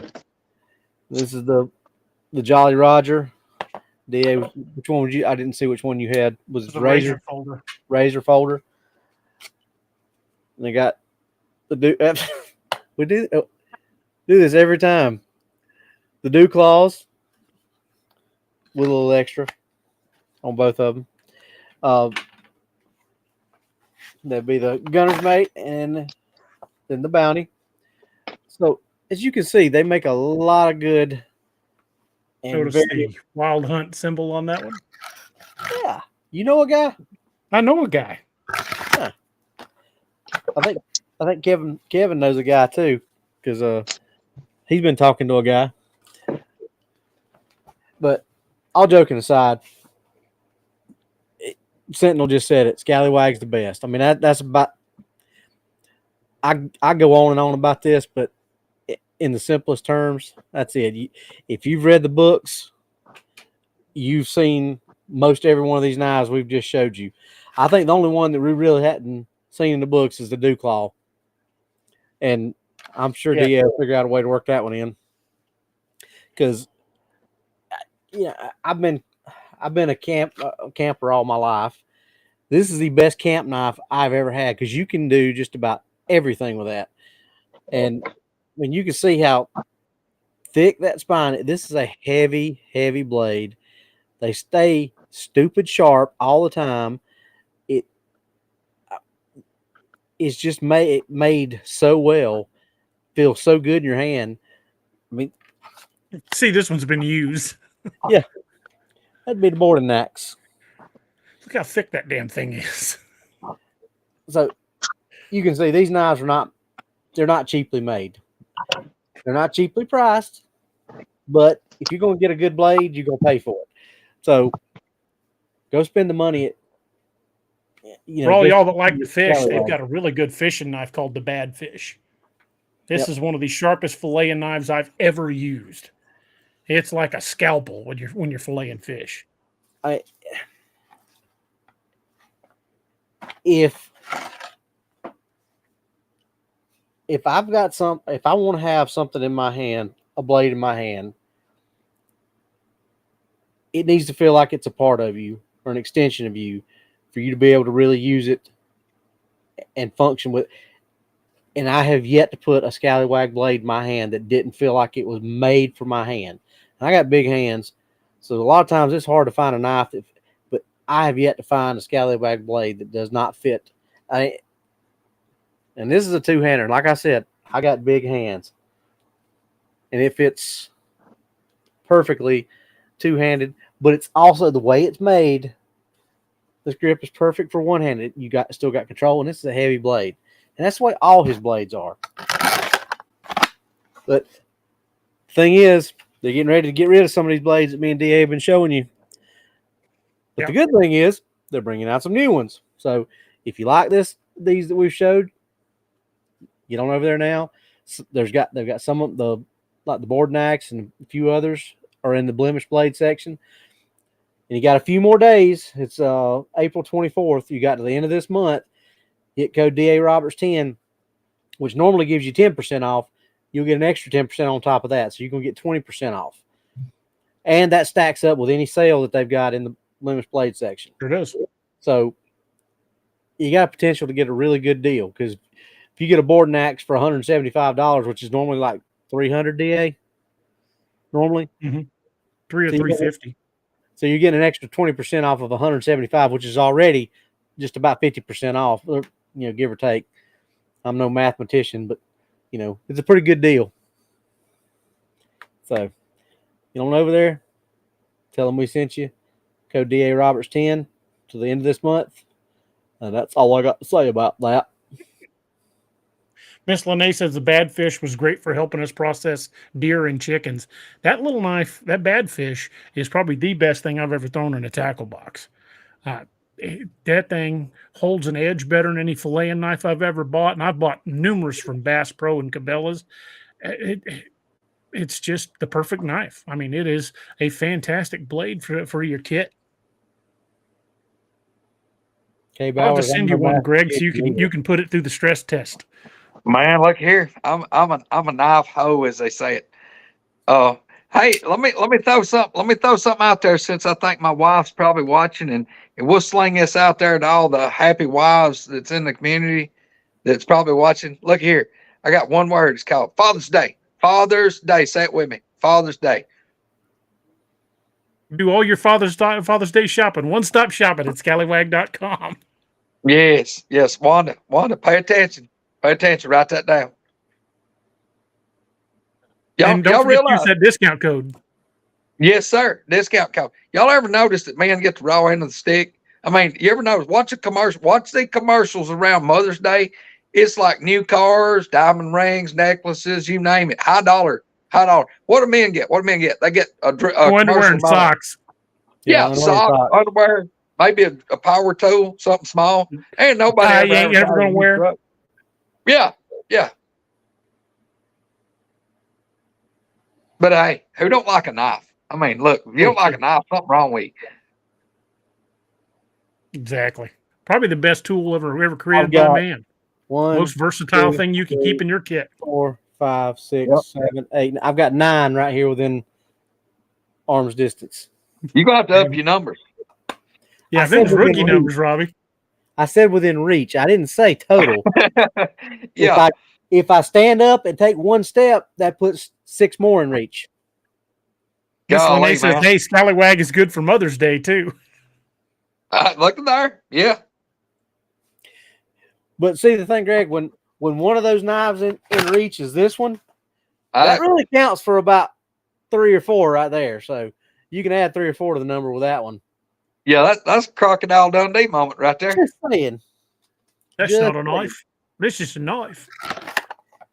This is an S word. Yes. So. Well, Greg, now I'm going to hit you with another question. This is one I like to hit folks with, and I generally ask it of most folks we have on the show. What was your most terrifying encounter? What scared you the worst? Well, that's where we'll have to kick over to the motorcycle story. That was the honest to God. That was the day that I didn't think I was going to make it back out of the woods. I mean, here's the deal, y'all. I've been law enforcement for approaching 16 years. I've been in some hairy situations. I've been shot at. I mean, nothing that I've ever experienced doing that come close to the amount of fear and the amount of PTSD that I've got from anything is that day in the woods. Because I honest to God thought I'm fixing to die. I mean, it's fixing to be down. I'm going to be the guy that had to try to kill one of these things. I didn't know if I could kill it or not. And I damn sure didn't want to have to try. But I'm an old Alabama redneck, and I refuse to be a victim. I'm not going to be a victim unless that's the last resort. And I'm gonna go out smelling real bad. And it's gonna be loud. Often said that they might kill me with my own gun, but they're going to beat me to death with it because it's going to be empty. I'm gonna die. When I die, I'm gonna be standing in a pile of empty brass. But yeah, y'all, I'll tell you how bad it was. And the people that's heard me tell that story, when I got back out of the woods and got to my truck, my buddy Alan I was talking about, he was coming to me. He could hear everything that was happening. He was about 200 yards from me. And that thing was absolutely irate. It was absolutely destroying the woods. And it was mad. It was hearing a motorcycle rev up. And all I can tell you is I think it thought that was some type of a challenge call because the sound the motorcycle was making. And the motorcycle was probably a mile from us, but it was echoing. The sound was echoing down this big hollow where I was. And this thing was within about 100 feet of me. And it was in some big pine timber with a lot of underbrush. And I was in the hardwood timber, and I could see about 80 or 90 feet, just big open hardwoods. I mean, I could see well. But this thing was just in the thicket under those big pines. I was sitting on the ground, and when that thing, the motorcycle, I could hear it revving up, and it just like, whoa, my. The guy would rev it up 3 times like it was flooding, and he was cleaning it out, trying to get the carburetor to act right.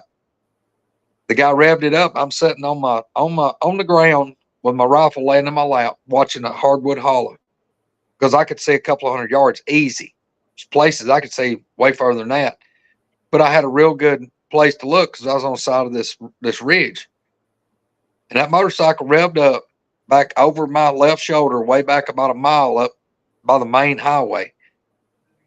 And when that motorcycle, when it let off and the sound, passed, there was the god awfulest bellow, roar, scream, howl right over my left shoulder.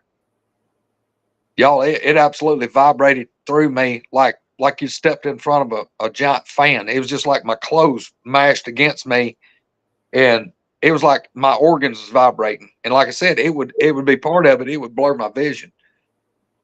And y'all, I like bounced like a basketball off the ground. I'm standing, I'm hiding behind the tree.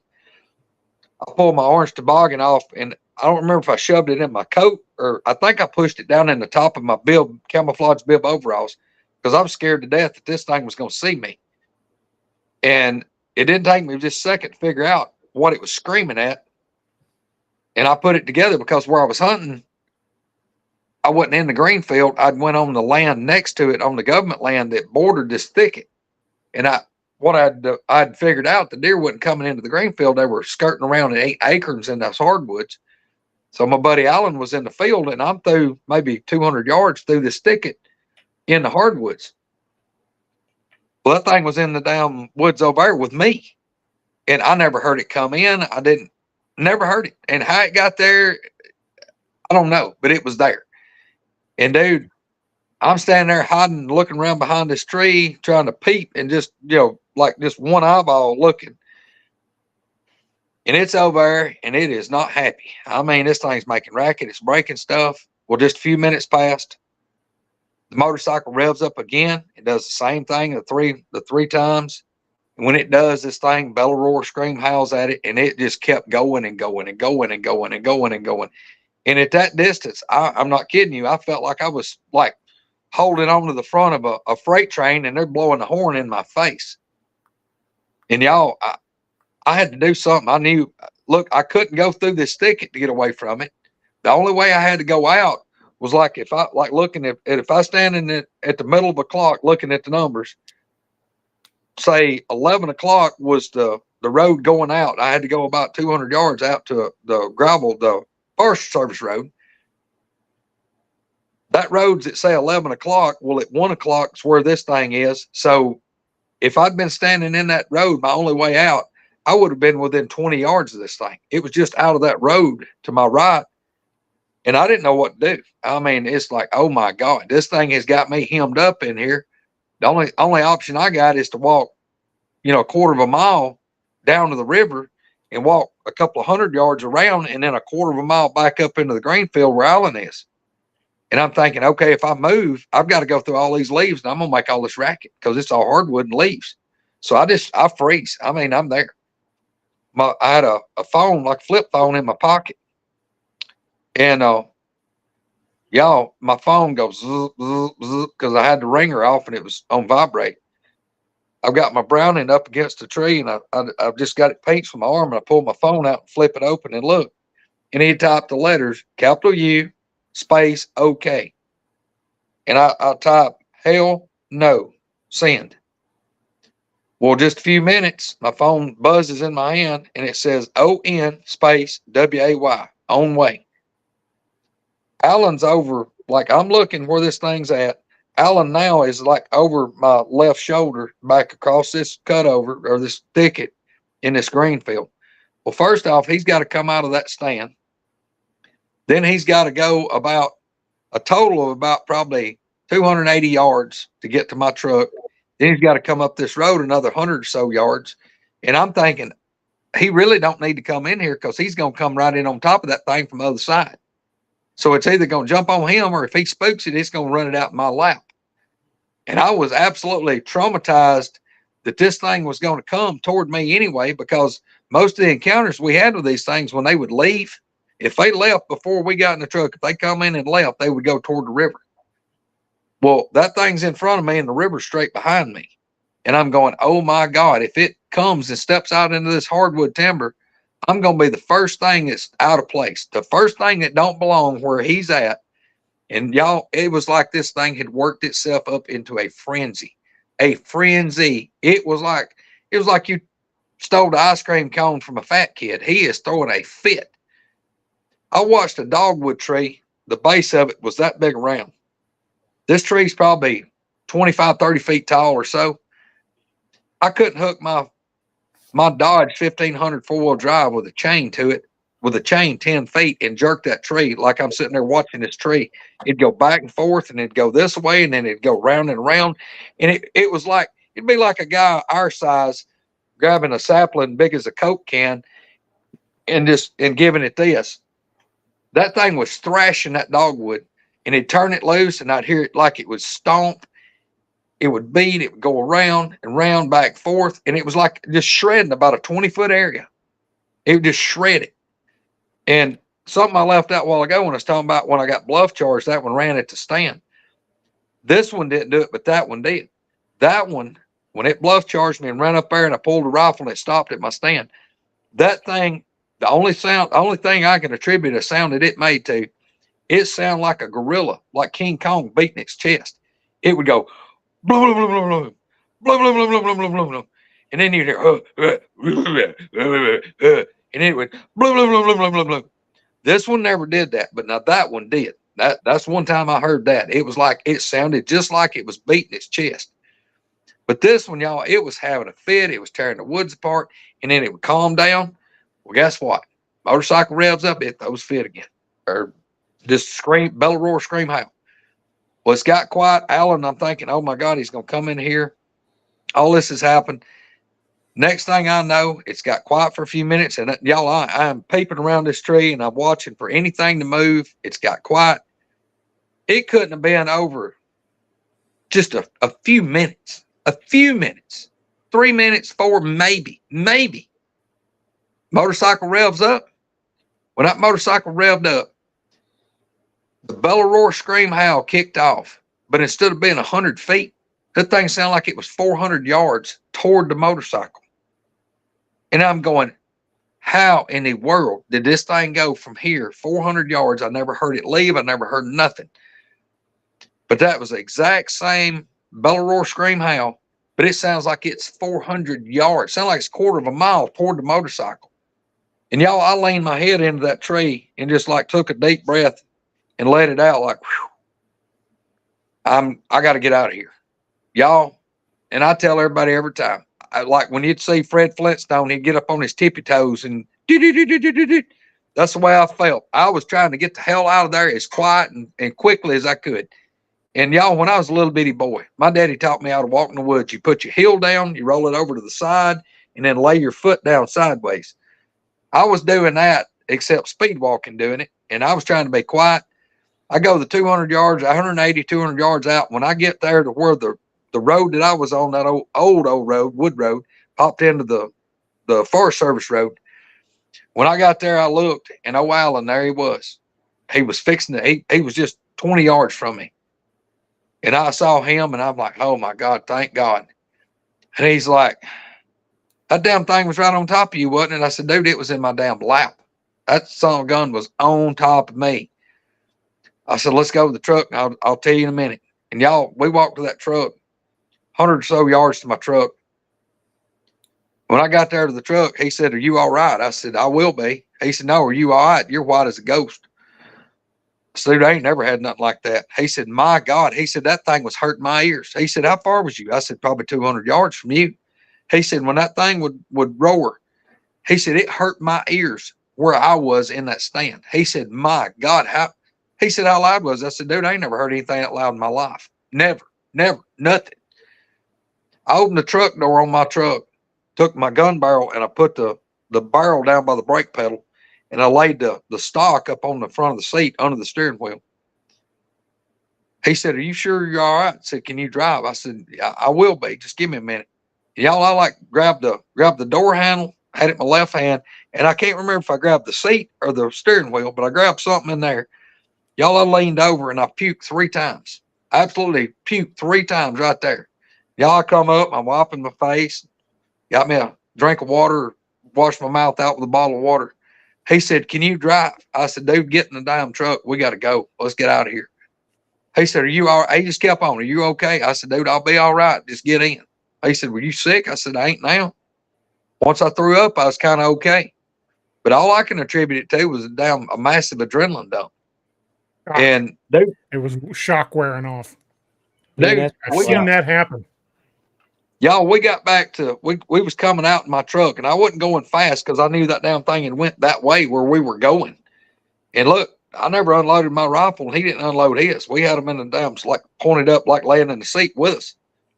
And the whole way out, he goes, "I hope that guy on that motorcycle left." I said, "Well, dude, I don't know what we're gonna find when we get up here." I said, "It ain't gonna surprise me if we find a twisted up motorcycle frame 30 foot in a tree, and then we see a dude's body pull limb from limb hanging in another tree."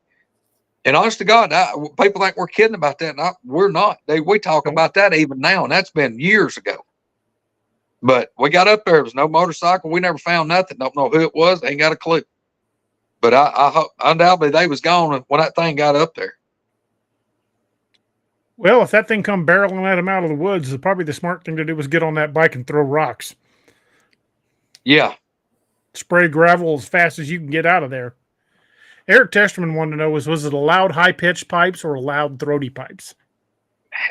I'll tell you what it sounded like. It sounded like it wasn't like a Ninja or a Hayabusa or something like that. It sounded like somebody, and it wasn't really like a Harley. I'm gonna say it was like just an old street bike, like maybe like a Honda 700 or something along that lines.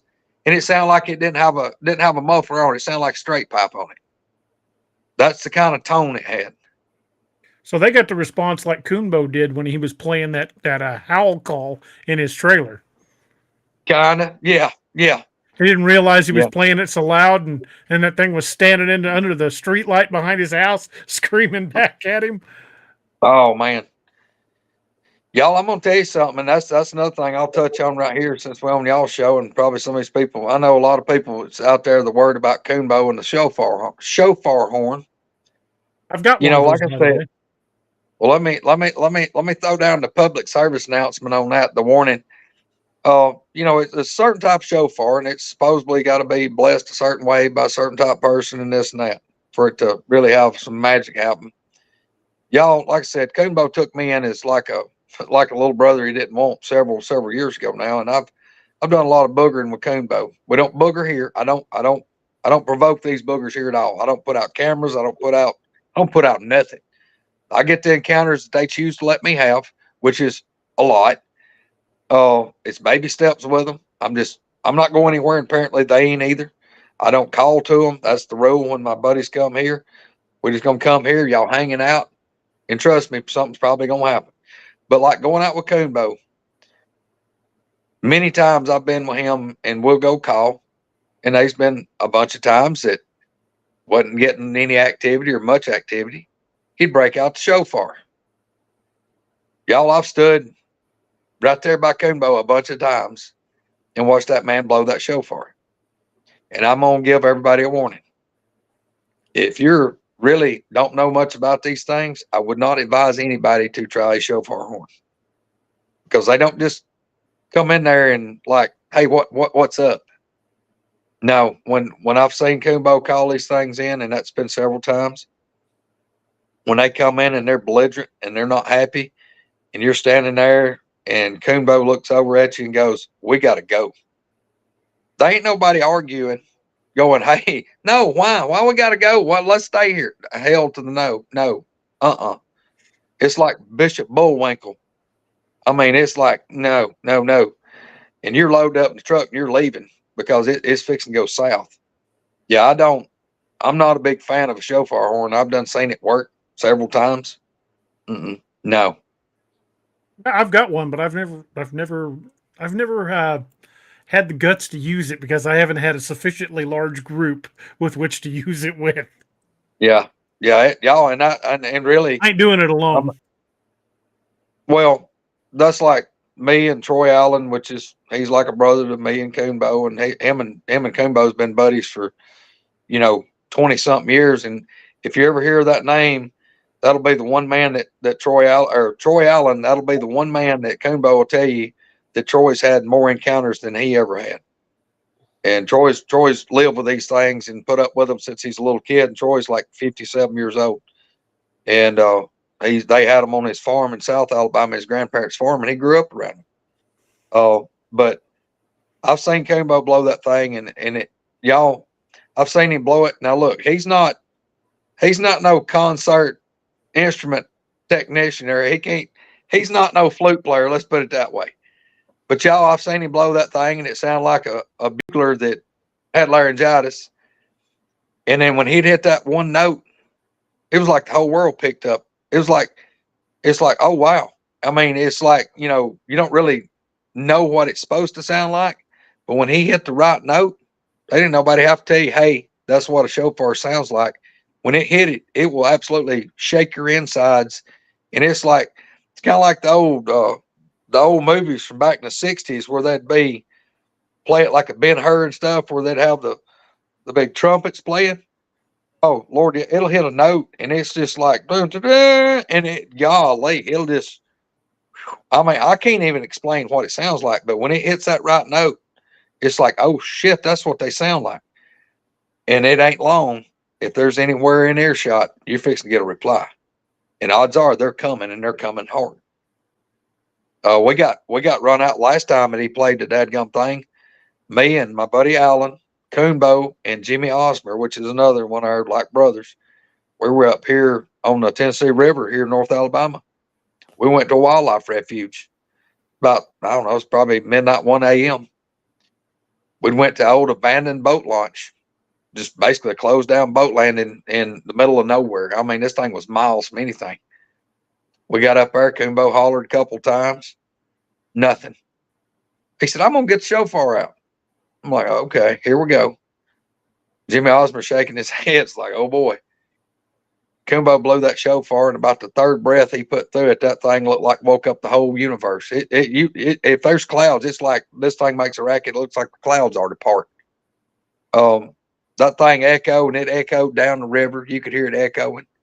And just as soon as he quit blowing and echo stopped, we heard a horrendous reply. I'm talking about horrendous. And this thing was a long way. We stood there a few minutes, and Kumbo said, I think I'll blow it again. He blew that thing again. Second time he blew that thing, I'm guessing, was probably a half a mile from us the first time that it answered. When that thing answered again, that second time, it couldn't have been a quarter of a mile. It's like, uh-oh. Well, he put the shofar up. He done a call after that. This thing was within a few hundred yards. And Kumbo goes, boys, we need to go. See? Half past time to get the hell out of here. Yes, sir. Yeah, it was time to go. Dude, we got in the trucks, and I'm talking about we left. I mean, we left right then. I didn't want to be there when it got there. No, this thing was not happy at all. So, but yeah, like I said, I just N-O-F-T. Yeah, yes, sir. We should Yeah, try that down on Blunk Road. That's the place to try it. Well, we will be sufficiently armed to try it. And with the vehicle pointed to back up the road. Ain't going to be no need to turn around. Yeah, I would advise like a maul deuce on a turret in the back of the truck. Well, Doc will be with us. So ain't no telling what we'll have. And we will have sufficient armament to extricate ourselves from the situation. No doubt, yeah. Main thing, and say that thing about it. When gasoline got up high a couple of years ago, I ain't gonna label why and when, but y'all can guess on that. Kumbo was like that night. He's like, we'll just go in my truck. He said, we'll save gas. I said, no, we won't. I said, you and Jimmy go in your truck, and me and Al will go in my truck. Well, I mean, let's go in one truck. I said, no, what if we get down there and one of them don't want to start? I said, no. We always carry at minimum 2 vehicles. What if you get stuck? What if one gets stuck? What if it don't want to crank? No, I'm not going to be the guy stranded. Very good point. That is a damn good point. I didn't even think about that. Yeah, I don't advise going boogering with one vehicle. No.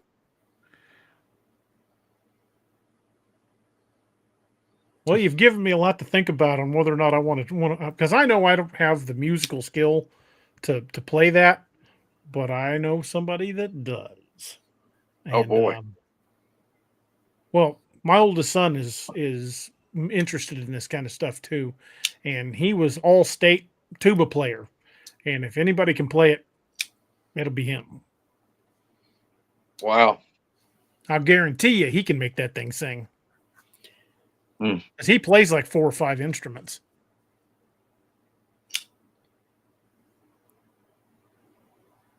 But yeah, there'll be zero chance that we go down anything down their small arms.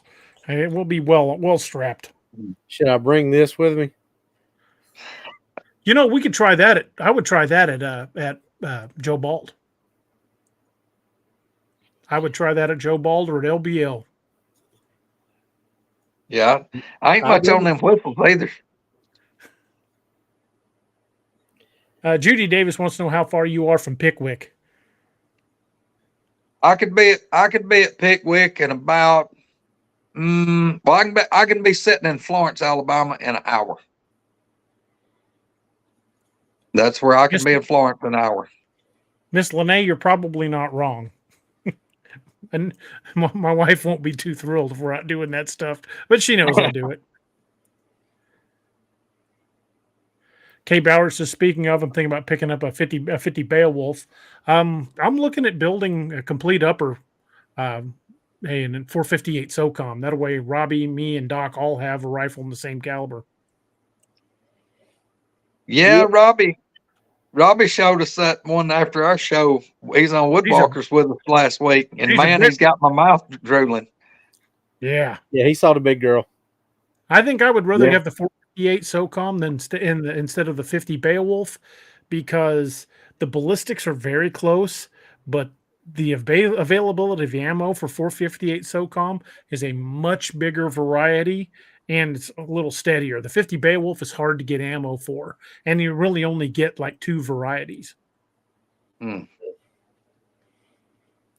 Okay, it depends on which, like DA said. I mean, if you're just getting just the standard ammo, it's not really much more expensive than anything else. And that, I mean, anything when you start approaching those calibers, anything exotic like that's going to be expensive.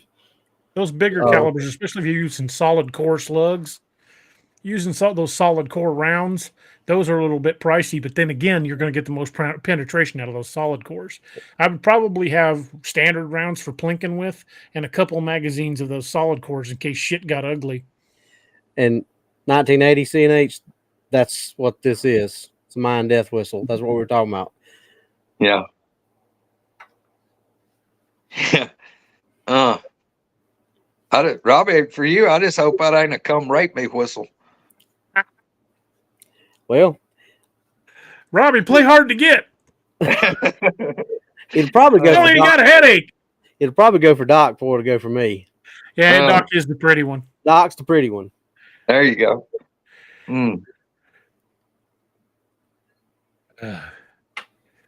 Yeah. Hey, I'll tell you this. Let me throw something at y'all. Like you was talking about the differences on that ammo, on that, like that 458. If there's a lot of different ammo with it, something that look, this is just me because I do it in a lot of my stuff. Put you a variety. Like if you got something that's going to penetrate deep, and you got something that's going to mushroom out and hit, alternate them. One to penetrate, one to alternate. Every other round, you got something going to do what you need to do. That's what I did with my Keltec KSG. That's a 15-round pump shotgun. Yep. It's stagger loaded with rifled slugs and double-aught buck. Yep. So every other round is a slug. I may change that loadout out if I can get a hold of some Winchester Supreme Elites.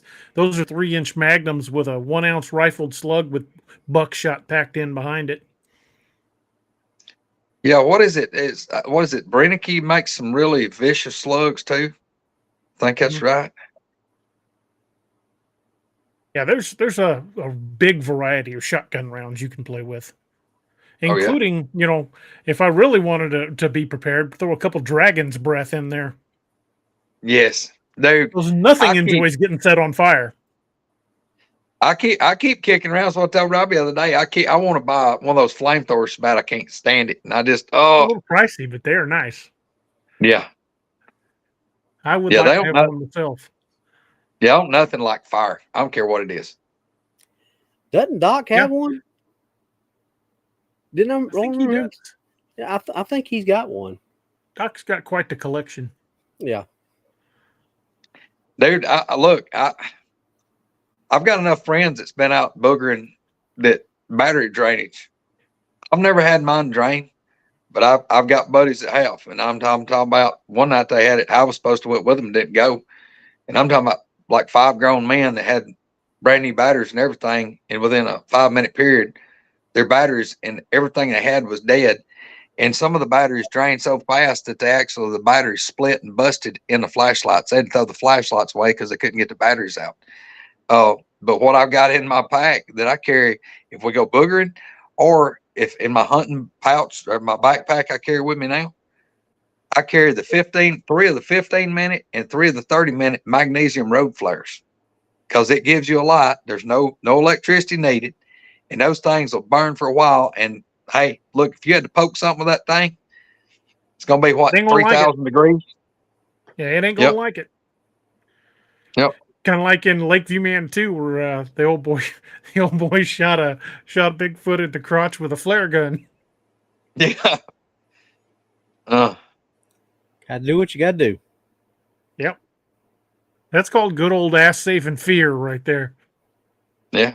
Oh, I told my wife, I've told my buddies, I said, look, if I'm ever in the woods hunting and magically the woods catch on fire, y'all need to hurry up, because I may be surrounded by a booger, because I'll burn that whole place down before I get eat. I might get eat, but I'm going to be an expensive meal. I'm right there with you. They're going to go through hell before they get me. But Robbie and I, we've experienced that battery draining thing. When we went down to Joe Bald, his phone died almost immediately, and it had it was like 82 or 84% charge. Something and like then that. my phone drained like super fast. And then when we did the LBL show, when you guys were having the meet and greet, Robbie had multiple devices go dead. Just instantly. One of them was 100% charge. Or 78%. The laptop was at 78%. Wow. My phone was probably at least 60-ish. And his laptop, my phone, we'd been on, everything was fine. Talking to them for like, 30 minutes beforehand. Tyler checked right just as we were getting ready to go or go on.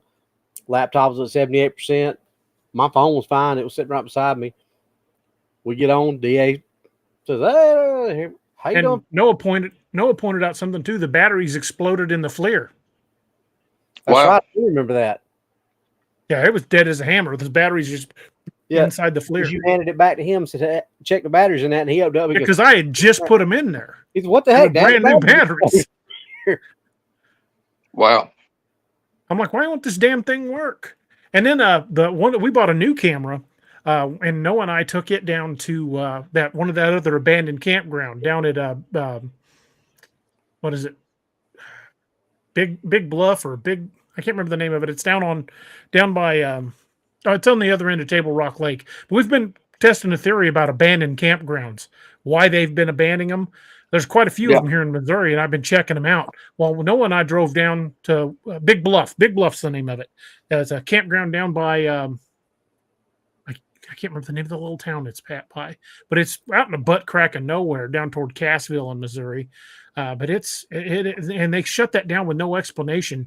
And Noah and I went out there, and we couldn't get the new camera. I'd used it at the house playing with it, and we couldn't get it to work at all. It wouldn't turn on. But then when it come on, when we did get it to finally start up, it would go to the startup screen and just stay there. And we took the battery out, tried the other battery. Nothing. Wouldn't power on. We get back to the house. I turned it on. It fired right up. Wow. Yeah, that's the thing about it, guys. I can't explain it. But how many of these researchers, people out doing this stuff, have ever had the same thing happen? It's wild. Who knows? Undoubtedly, I don't really know what to tell people. I mean, like I said, I've not had it personal, but I've got buddies that I trust in my life all day long that they're like, hey, dude, we put new batteries in everything we had. And everything we had was dead with just a few minutes. Yeah. We always put new batteries and stuff whenever we go out to film, or in the cases where they're rechargeable. I always put everything on the charger the night before we're going to go. Take the batteries off the charger, load them in the equipment, and take them when we go out in the field. And I can't tell you the number of times we had stuff just go dead. Another weird thing in the old abandoned Joe Bald campground where we had a bunch of weird sightings. But I think that's more dogman related. I think that's what's down there because I've had some old boys. I've had some people tell me some stories down there. One guy had a large black dog attack his car just outside of Joe Bald. And then it ran away on two legs. Did a couple $1,000s worth of damage to his car. But and then what we captured on film down there is pretty freaky too. But Robbie and I went down there, and we had stuff just conk out within minutes. But that place is it may be just an abandoned campground, but it's all primitive campgrounds. There was no power to the park, and when Robbie and I were there when he was down here in Missouri. We found in the woods, hidden behind these campsites, large power boxes that just went into the ground. We don't know what they're to. They weren't to any of those campsites. I can tell you that. The reason we found it is because it was upended. Yeah, someone had busted into it. And DA was like, "What is that?" And I looked at it, and that's exactly what it looked like—a big transformer, one of those big green covers on a transformer. So he parked the car, and me and Noah got out, walked up to it, and closer we got, I was like, I knew that's what it was. And sure enough, we get up there, and there's a big sign that says high voltage.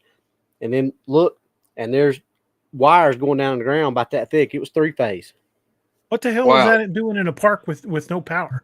That was they were all primitive campsites. Yeah, it'd been nice if you'd had the electric meter I got. You can mash the button and just get it close to a hot wire, and it'll tell you if it's hot. Yeah, it makes you wonder if it sure enough had power on it. If it did, something's up. Yeah, I may have to get me one of the meters, the voltage meters, and go back down there and check it because I know right where they're at now. But we've had the Joe Bald was the first one that really brought it to my attention.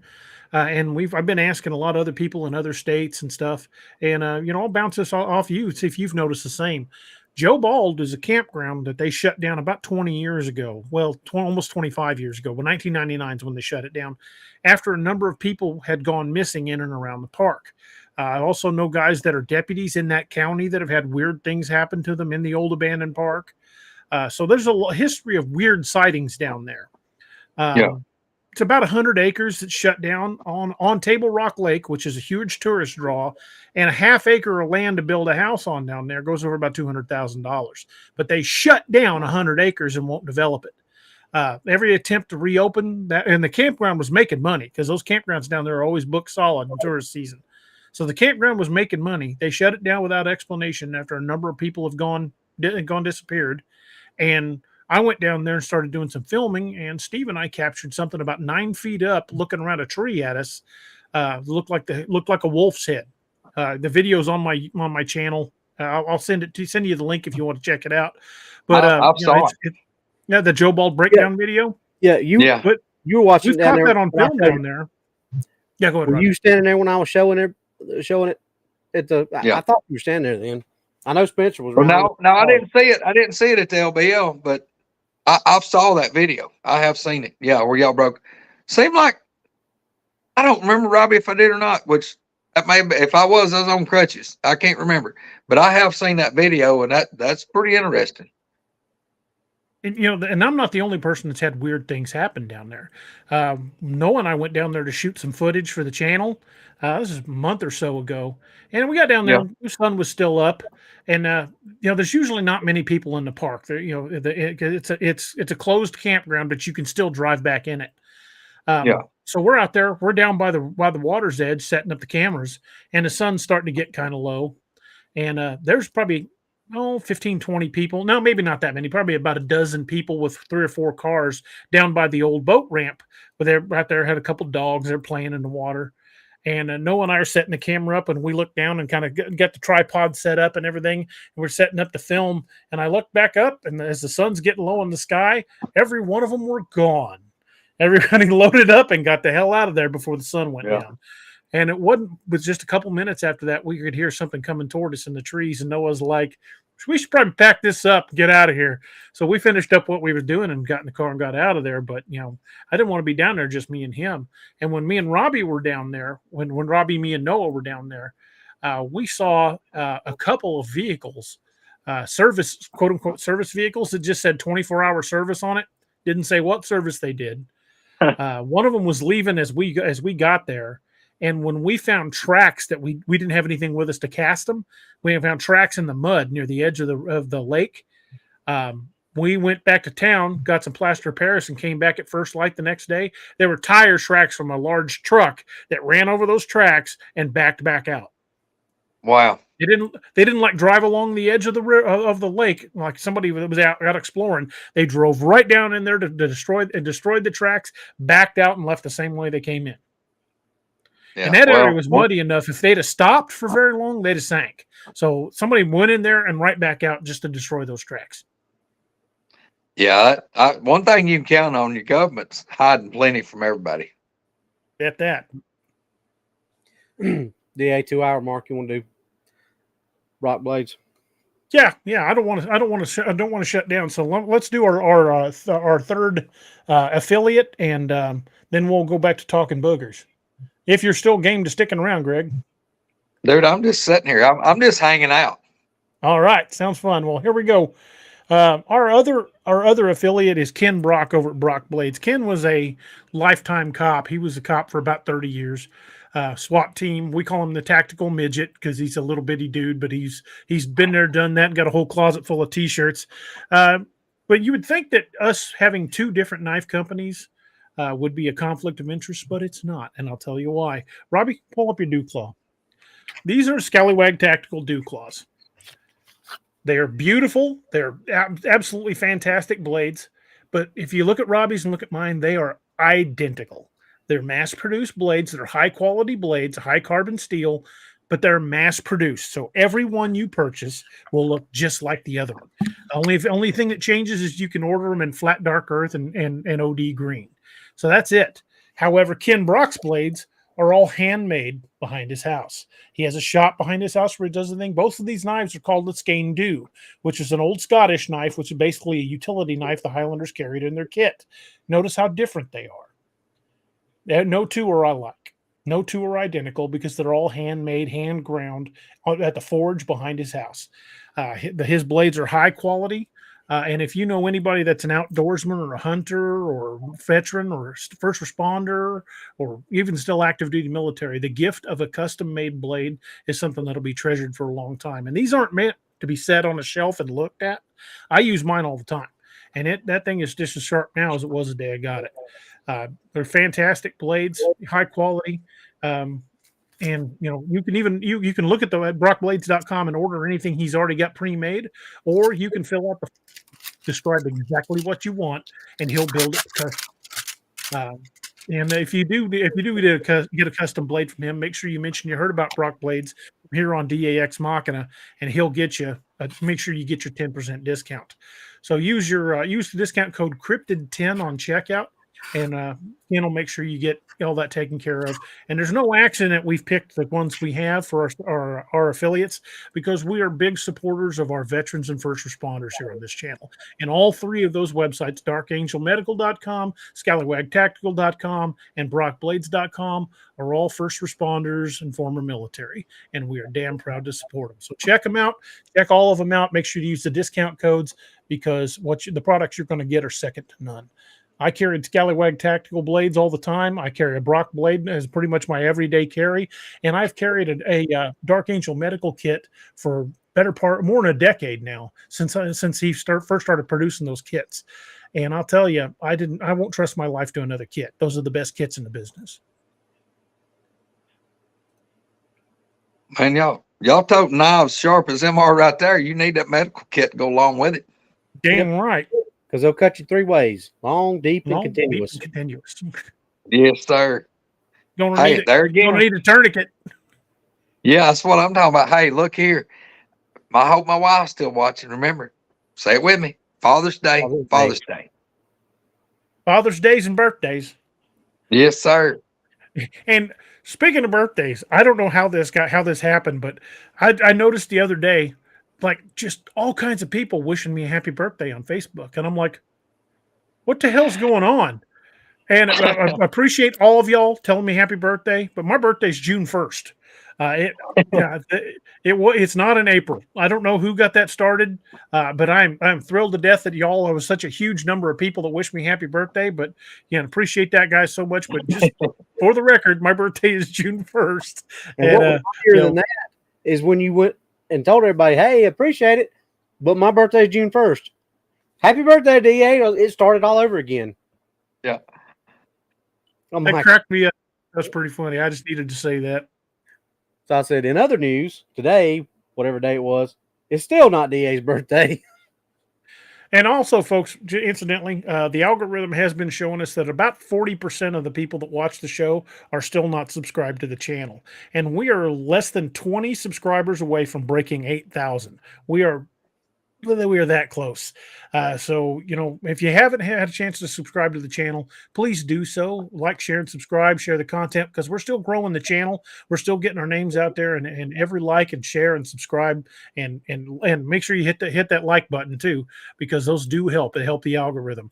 And while you're in the mood to like, share, and subscribe, make sure you go over to Wood Walkerz on YouTube as well and do the same with them, because they're a bunch of good old folks and they got some fantastic stories, and they keep it real. You don't get a whole lot of the craziness over there, and we really love that because that's the way we are over here. We don't subscribe to a bunch of the nonsense, and we don't go for any of the drama. And if you like that about this channel, you're going to like that about them as well. Man, I appreciate that. Yeah, that's not a problem, guys. Our group, I mean, we do. We got a fantastic group. Like I said, it's me, Spencer Jameson, and Misty Haynes. And y'all, I mean, we even welcome people that got a different opinion than we do. But let's all be adults and we can agree to disagree. We just don't want drama. But guys, we try to have a lot of really reputable researchers. We have a lot of people that come on that's had a lot of encounters. Now, look, I'm going to tell you, we can be as serious as cancer eating a foot a minute talking about Bigfoot. And we'll talk a little bit about dogman, because Spencer gets a little jittery when we talk about dogman. He don't like them at all. So that's good. We just dog him about it. But, guys, we have a good time. The other day when I was telling that story. Oh, yeah. Yeah. And look, now, I'm not real crazy about haints and spooks. You go to getting too deep into the demonic and the ghost stuff, I ain't real crazy about it. We'll talk about it, but I don't like it. But anyway, we try to cut up and laugh, and we just on Wood Walkerz with a Z. We just have a good time, y'all. We do. We're blessed with the subscribers that we got. We got a really good live chat, and I know I see some of them in here, and y'all's. I can't see y'all's live chat the way I'm having to get on the show tonight, but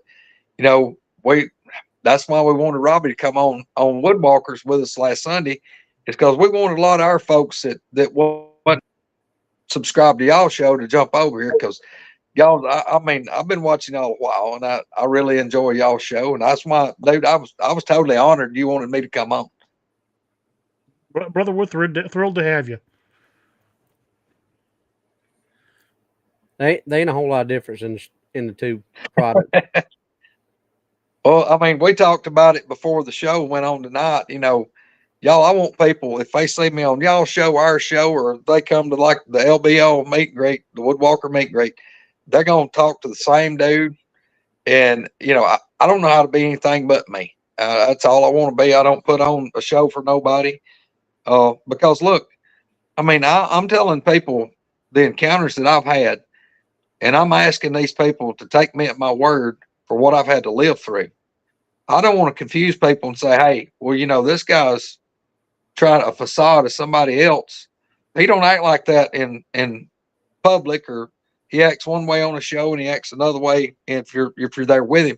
No, y'all gonna get the same me, because I don't want to throw any doubt on anybody, because I've got nothing to gain by what I'm sharing with people. And to me, it's too important to muddy the waters, because I was the guy that been in the woods. I was the guy that put up, I grew up on a farm.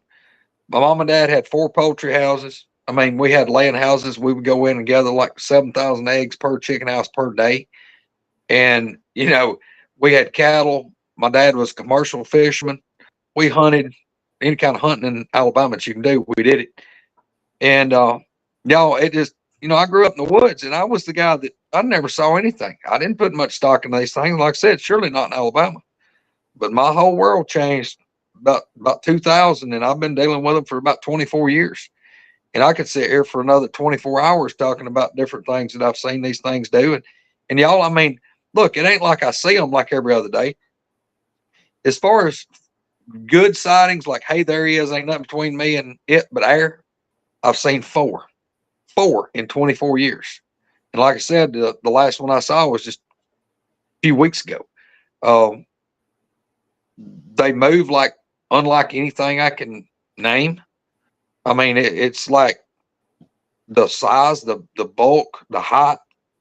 I mean, you tell people I saw something that was 8.5 feet tall, and they're thinking about Magic Johnson stretched out. No, no.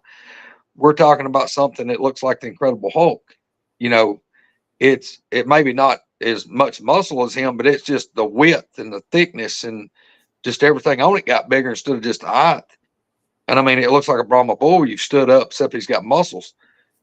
And I can't explain and to even try to do it justice, because when I've seen them run, when I saw them jump, it was like you was watching like Steve Austin, the $6 million man, like when they would jump, and it was like fly through the air and land.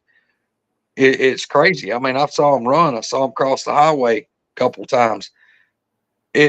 Nothing's supposed to be that big and move. Nothing small is supposed to move like they can move. I can't explain it, and I've seen them do things that I can't explain. Oh, a lot of people describe the way they walk as kind of a glide.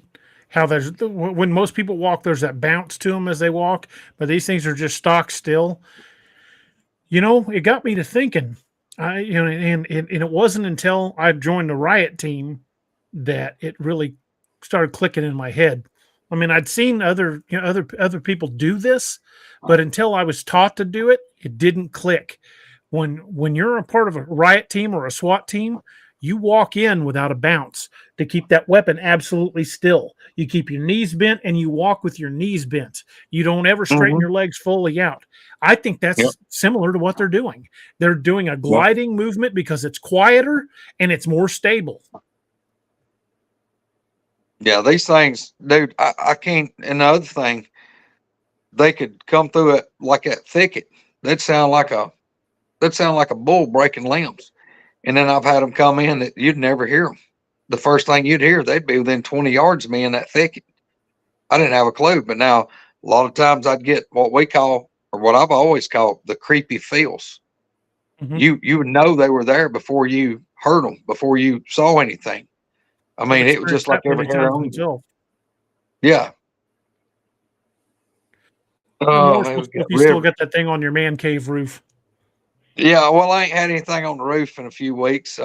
Yeah, I was sitting right over here in the recliner, and it was raining, wind was blowing. This has just been, I don't know, I'm guessing 6-8 weeks ago, and it was raining, wind blowing. This has got it's decked with wood, but then there's roofing metal on top of it. And basically what this is a 1,200 square foot house. And I was sitting in a recliner, and this is on the kind of the back side of the building where the living room is, about 1 a.m. or so, best I can remember, 1, 2 o'clock in the morning. But on the far corner where my porch is, I heard something hit the roof, and I first thought it was the wind. It blew like massive tree limb out, and it hit the top because it went whoo, and it like shook the whole ceiling. Well, just about the time the noise from that impact like quit, I heard something scuttling, and I ain't gonna say walking. I'm gonna say more of a, not really a gallop. I don't know what you'd actually call it, but in my head, what I pictured was like when you see a gorilla in the zoo and it's got its hands curled up and it's like, front, it's arms and legs, like kind of going sideways. I heard something, we'll use the term gallop. It went up over the roof, coming to where I was. I heard it go over the peak, come down the other side. And y'all, I've done grabbed a 357 Magnum pistol off of the table by my chair. I pulled it back and I've got it pointing at the ceiling, and that thing stopped directly over my chair. I'm talking about directly over my head on the roof, and it stopped. I heard it coming from like 40 feet at an angle because it crossed and went out, well, probably 30 feet, but it come over the peak and down the side, and that thing stopped directly over my chair. Well, like looking at a clock where I was sitting, it come from say 10 o'clock. The thing got quiet. It got still right above my head. Couldn't hear nothing. And I'll say a good minute. I'm guessing around 60 seconds. The thing takes off. Where it came at 10 o'clock, it left at like 1 o'clock and crossed over a bedroom right here. And I could hear it scuttling again. And it either jumped off, hit a tree, and then hit the ground or what. But I told him, I called Coonbo. It's like, hey, dude, I just had one on my dang roof. And I said, I don't think it was a full grown. Look, it wasn't a coon. It wasn't something like that. No, A 200-pound man get on this roof and walk all day long. You can't hear him. That thing was boom, boom, boom, boom, boom, boom, boom, boom, boom, boom, boom, down the top. Y'all, my buddy Troy, he came up to check on me because I'd had surgery on my ankle. He came up. He said, "Did you ever check on the roof?" I said, "Dude, how am I going? I'm on crutches. I can't climb nothing." He said, "Well, I'm going to go out here and look." And it'd been, 10 days or 2 weeks since all this happened. And look, this cabin's surrounded by trees. So there's a bunch of pine straw and leaves and stuff on top. That stuff's probably 4 inches thick. He went around on the backside where I heard it bang. He got around there and got where he could see up on the roof. He said, I could see like in that straw, like something mashed here and then something mashed there. He said it was like a trail going up over the peak, down this side. We went around here on the back and looked up there from this porch. He said, "Dude, there's a big spot mashed down right over your recliner." And he said, "I can see where it turned and went off the end." Well, he went down and looked on the end wall where they usually come up and hit the end wall. He said in the pine straw and the leaves out here, he said there was a big spot where it looked like something hit and it scooted like the size of a welcome mat in a door. The leaves and straw was like slid on the dirt. He said, "Dude, I can see right where it went over the roof." And he said, "I can see where it jumped off."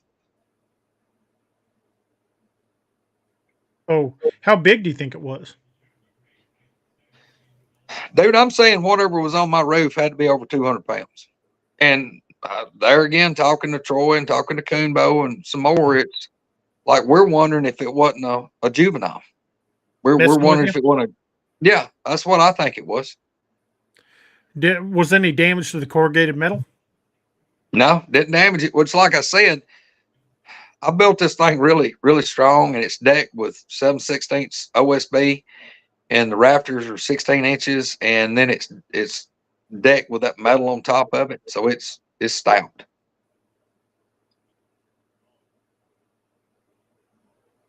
I find it odd or interesting that it stopped right above you. Do you think it was able to tell exactly where you were, or that was a coincidence? No, I think that's what it was. I think it knew where it was, and I can't explain that either. And there again, that's another one of those deals of, I mean, I hate to use the term woo, but look, dude, the longer I've dealt with these things, because it was hard enough for me to believe they were real, and then I saw them, I'd heard them, I'd smelt them, dealt with them. But then when I've seen them do things that I couldn't explain, that it's like that makes no sense for just a meat, blood, and bone something. So that's why it finally got me over on the deal that I'm not going to say they're just a total spiritual something, but to me, it's something that's meat, blood, and bone that's got some type of, I'll just say, spiritual power or something. And the longer I've stayed into this, the more that I've seen things that I cannot make sense of. Yeah, it certainly makes you wonder how it knew exactly where you were at. Oh yeah, that's pretty interesting. Yeah, that's to me, that's the big takeaway from that. Not that it jumped on the roof, that it was able to tell to pinpoint right where you were at. Well, dude, you know, I'll tell you this. I sit there in that recliner, and it's, the ceiling right here. It's 7 foot here, 9 foot over there, and right over my chair, it's probably 7'8". But I got a 4-inch barrel 686 combat revolver that stays on that chair. The one I carry in the woods, 6-inch barrel. That one stays right beside my chair. I just laid my hand on it. I had pulled that pistol up, had it both hands, and when I pulled it up to the ceiling, I thumb cocked it. So I was sitting there with a 357 Magnum thumb cock staring at my ceiling because I didn't know what was about to come through it. Yeah, and it very well could have. Yeah. Dude, I don't think I would take the trash out unarmed if I lived on your property. Dude, Not that I do that now. unarmed. Yeah, I don't really do that here anyway, so it wouldn't really be that big of a change for me. No. I'm strapped when I check my mail, and it's on my porch. Well, I can tell you this: one of the guys that's usually in y'all's chat, Joe Parker. I don't know if Joe's in here or not, but Joe, and then Blue Eyed Northern, his girlfriend, they came up here and stayed with me. They live in Louisiana, but Joe Parker, he came up here and stayed 3 or 4 days, and he said, "Man," he said, "I noticed something about you." I'm like, "What?" I said, "I'm a little unstable." He started, excuse me. He said, well, he said, the thing about it, he said, when your wife and kids come over, and my daughter's just turned 12, and he said, I noticed when they pull up outside, he said, you get up, go to the door where you can watch them come in. And he said, when they get ready to leave, he said, you get up and walk them out to the car. I said, I always do. Always. I said, I don't let them go outside, especially my daughter. She's not to be outside by herself. She's always got to have an adult with her. I do not let her outside. And I don't trust it, just my wife with her. I don't blame you. I wouldn't either. Mm-mm. There's too many stories of them, deliberately targeting houses that only had women in them, disappearances from Native Americans, and other, people, especially female hikers. There's too many stories of people going missing to not take that serious. Oh yeah, yeah. But man, they like I said, maybe some of our folks is in here tonight, and they'll swap over and hit that. I want them to see them mash that subscribe button, dude. You said you like 20 being to what? How many thousand? 8,000. Let me check. Wow. I will tell you exactly how many. We are 16 away from breaking 8,000. Come on, y'all. Some of these people that's in live chat that ain't hit that subscribe button, y'all remember it costs totally nothing. Right. Don't cost you a cent. Yeah. Have y'all noticed, D.A., have you noticed anything like on Wood Walkerz? We've got people that magically were unsubscribed, and they're like, y'all didn't get a notification. It's like, well, you're unsubscribed. And they're like, well, I didn't unsubscribe. I'm going to resubscribe, but I don't know if YouTube's kicked them off. I don't know what happened. That happens on some channels. Yep. Especially if they start hitting too close to certain subjects. But somebody was mentioning in the chat earlier that they'd been unsubscribed from the channel. So if you guys are members of the channel or subscribe to the channel, make sure you double check because YouTube will sometimes randomly unsubscribe people or turns off your notifications. So check your status. Make sure you're still subscribed. Check that little bell icon. Make sure you're still getting notified when we go live because we don't want to lose any of you. And we appreciate each and every one of y'all. Yeah.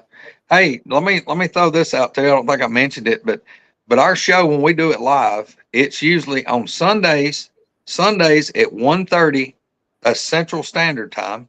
And every now and then we'll throw everybody a curveball, and we'll do we call it our after hours, and we'll do that. It may be at any time. So definitely, if y'all go subscribe to us, hit that notification. Because we'll do a show at 1 o'clock in the morning, and it'll be a fun show. Let's put it that way. It'll be us just cutting up and really being us, and we'll cover all kinds of stuff. We'll talk about anything. We have fun, and look, y'all check out my almost adopted brother Roger Williams at Squatch and Holler.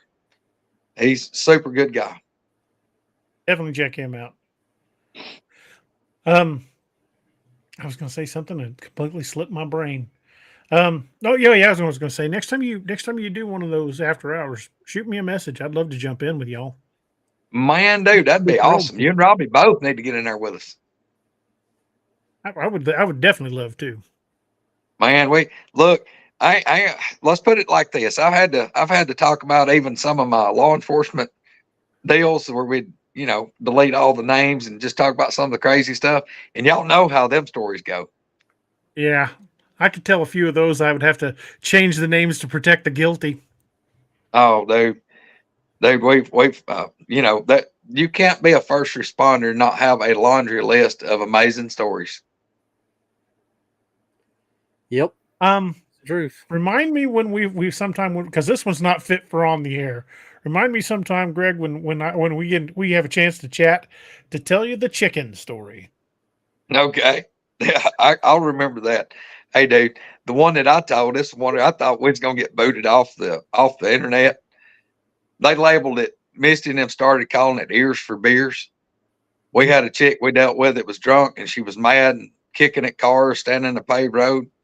And we got there and I asked the girl, it's like, why are you so mad? What are you mad about? And it was me, another officer, and his reserve officer. And we finally got this girl to talk to us, and this girl was totally deaf. I mean, she probably had 5% hearing, and her speech was horrible. And I mean, the girl, she just, she couldn't help it. And my daughter has hearing problems, so I'm definitely not making fun of anybody. But the girl's speech was bad, and she explains to us that she was mad at her boyfriend because she had went to town and pawned her hearing aids at a pawn shop to get the money to buy him a case of beer. And then he wouldn't share with her. And oh my God, the story unraveled from there. And dude, that's probably the funniest thing I've ever dealt with in my life, because the whole deal that she done and what we had to deal with her, and oh my God, but they labeled that episode Ears for Beers. Yeah, I could probably tell you a few. You'd get some of them make your head scratch. Some of them make you just shake your head and laugh. Dude, that's when I come to the realization, and my buddy that was the other officer, me and him both came to the realization after I explained it to him, because when we got done dealing with her the first time, we pulled up in the parking lot, and the first thing I told him, I said, brother, I just realized something. I said, you and your wife's been married like 26 years, and me and my wife's been married like 25 years. And I've just figured out something after we just dealt with that girl up there in the road. I said, we both married the wrong women. I said, I married the wrong woman. You married the wrong woman. He said, how you figure? Y'all been married near as long as we have. He said, you love your wife? I said, well, yeah. He said, I love mine too. We didn't marry the wrong woman. I said, yeah, we did, dude. He said, how you figure? I said, well, you tell me, as long as you've been married, as long as I've been married, is there ever a time in your marriage where you thought your wife would give up one of her senses to get the money to go buy you a case of beer? He said, well, I ain't thought about it like that. He said, we may have married the wrong woman. I said, look, Dave, that's just her boyfriend. They ain't even married. She went and pawned her hearing aids at the pawn shop to get enough money to buy him a case of beer. Now you tell me, any of y'all out there in internet land, y'all think y'all's wives, I don't care how long you've been married, would pawn her hearing aids to buy you a case of beer? Yeah, I can definitely see the logic there. My wife and I, anybody that knows us, Robbie's seen it. Our whole relationship is built on mutual sarcasm and a wicked sense of humor. Oh boy, her and I zing each other constantly. When I was still with the sheriff's department, we've been married 31 years this year, and right before our 20th, I was still with the sheriff's department, and she asked me, she goes, "Honey, can you believe we've been married 20 years already?" And I went, 20 years? Good God, I could have killed you and been out of jail by now. And she goes, you're an idiot. Oh, mate. Well, that's the thing about it, guys, doing law enforcement. If you ain't got one heck of a sense of humor, you ain't going to make it. Yeah. My wife, we had a gathering with some folks, and she called me over. She says, honey, I'm like, what? She goes, tell them the chicken story. And I'm like, okay. Oh, so I tell the story, and she's laughing and I'm laughing, and they're all like, I'm like, yeah, I guess we're out of a group of non-cops. Sorry, honey. Dude, I'm telling you, Wood Walkerz, dude, you could probably tell that story and everybody on there would die. they were, the people were a little shocked by that story, but it's a good one. If you want me to tell it on there, I might. I won't tell it on here because, like I said, it is a little spicy. Oh gosh. Hey. So how many folks you got in the chat? Together with his wife for 27 years. Hey man, congratulations. How many folks y'all got in the chat? 202 right now. Oh wow. I know they're here for y'all because they didn't know why they found me that interesting. Oh, listen, Miss Lene wants me to tell the chicken story. Miss Lene, I can't. We will get demonetized so fast. That story, when I say it's not fit for public consumption, it is not something you tell in polite company. Oh wow. Yeah. Don Donaldson says, DA, me and my wife pick on each other all the time. Some people get a kick out of it.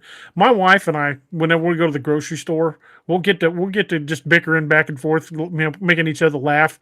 And so I can't tell you how many cashiers at grocery stores have been like, "Are you two like this all the time?" Like, yeah, pretty much. Mary says, Kevin and I have been married 30 years this year. Congratulations. Man, 3 decades together. I tell you, when you find that right person that you really know that you're going to spend the rest of your life annoying, that's the one. Dude, that's the reason, the only thing holds a lot of marriages apart is divorce is so expensive. Well, I've hit a milestone because I've been divorced almost as long as I was, or actually longer than I was married. Oh, wow. Robbie's one of those model prisoners that learned his lesson the first time. Second time. Oh, boy. Oh, he took 2 sentences before you learned your lesson. A repeat offender. The recidivism, man. I mean, just. You ever had any dogman encounters? No, and I hope I don't. Now, look, I've got reports. From here close. A couple of folks, and I'm like, what did it look like? And they'd go describing it. And this guy was the only job he'd ever had. He was a logger. I mean, he worked in the woods, 5-6 days a week. And, at this time, this boy was probably 40 years old. And that's all his dad done, all he done. But he pulled up driving through this national forest about probably going to be 12, 14 miles through the forest, crow fly. But he said they come around a curve and hit a straightaway. And said at the far end of that straightaway, a couple of 100 yards, said it looked like the size of those driveway reflectors, those round ones. And he said they were blue. He said there was 2 on one side of the road and 2 on the other side of the road. He said they kept getting there and said he got closer and he said he see it like move or like blink on and off. And he pulled his dimmer switch back to where it would like be bright and dim. And he said it lit it up. And he said these things were massive. He said, I'm talking about had to be 8 foot or so. And he said the thing had a snout. Said it looked like a dog's head. He said, man, I said a dog's head. He said, yeah. I said, you don't think it was like a face like a Bigfoot? No. He said this thing had like a dog's head and it was on 2 legs. And he said there was 2 of them. I said, well, what did they do? He said, well, I stopped. I didn't know what to do. And he said, just a minute. Said like one turned and walked away and the other one turned. They went apart from each other and went back in the woods. And this old boy, as he was telling me, I mean, he was like shaking talking about it. And his girlfriend, she didn't even want to talk about it. I saw one in the north part of LBL a couple of years ago. Wow. 10:30 in the morning, plain as day. Wow. It was maybe 30 yards off the road, clear enough where there wasn't nothing obstructing the view. It was standing with its right hand against a tree. And I was driving down me and Nick Valente were driving down this road. We were doing about 2 miles an hour. What we were doing is we were looking back at those primitive campsites, looking for campsites that might have been abandoned or anybody in the area we could talk to. We hadn't found anybody. Yeah. And as we drove by, and the same thing with like a deer, you don't see it till it moves.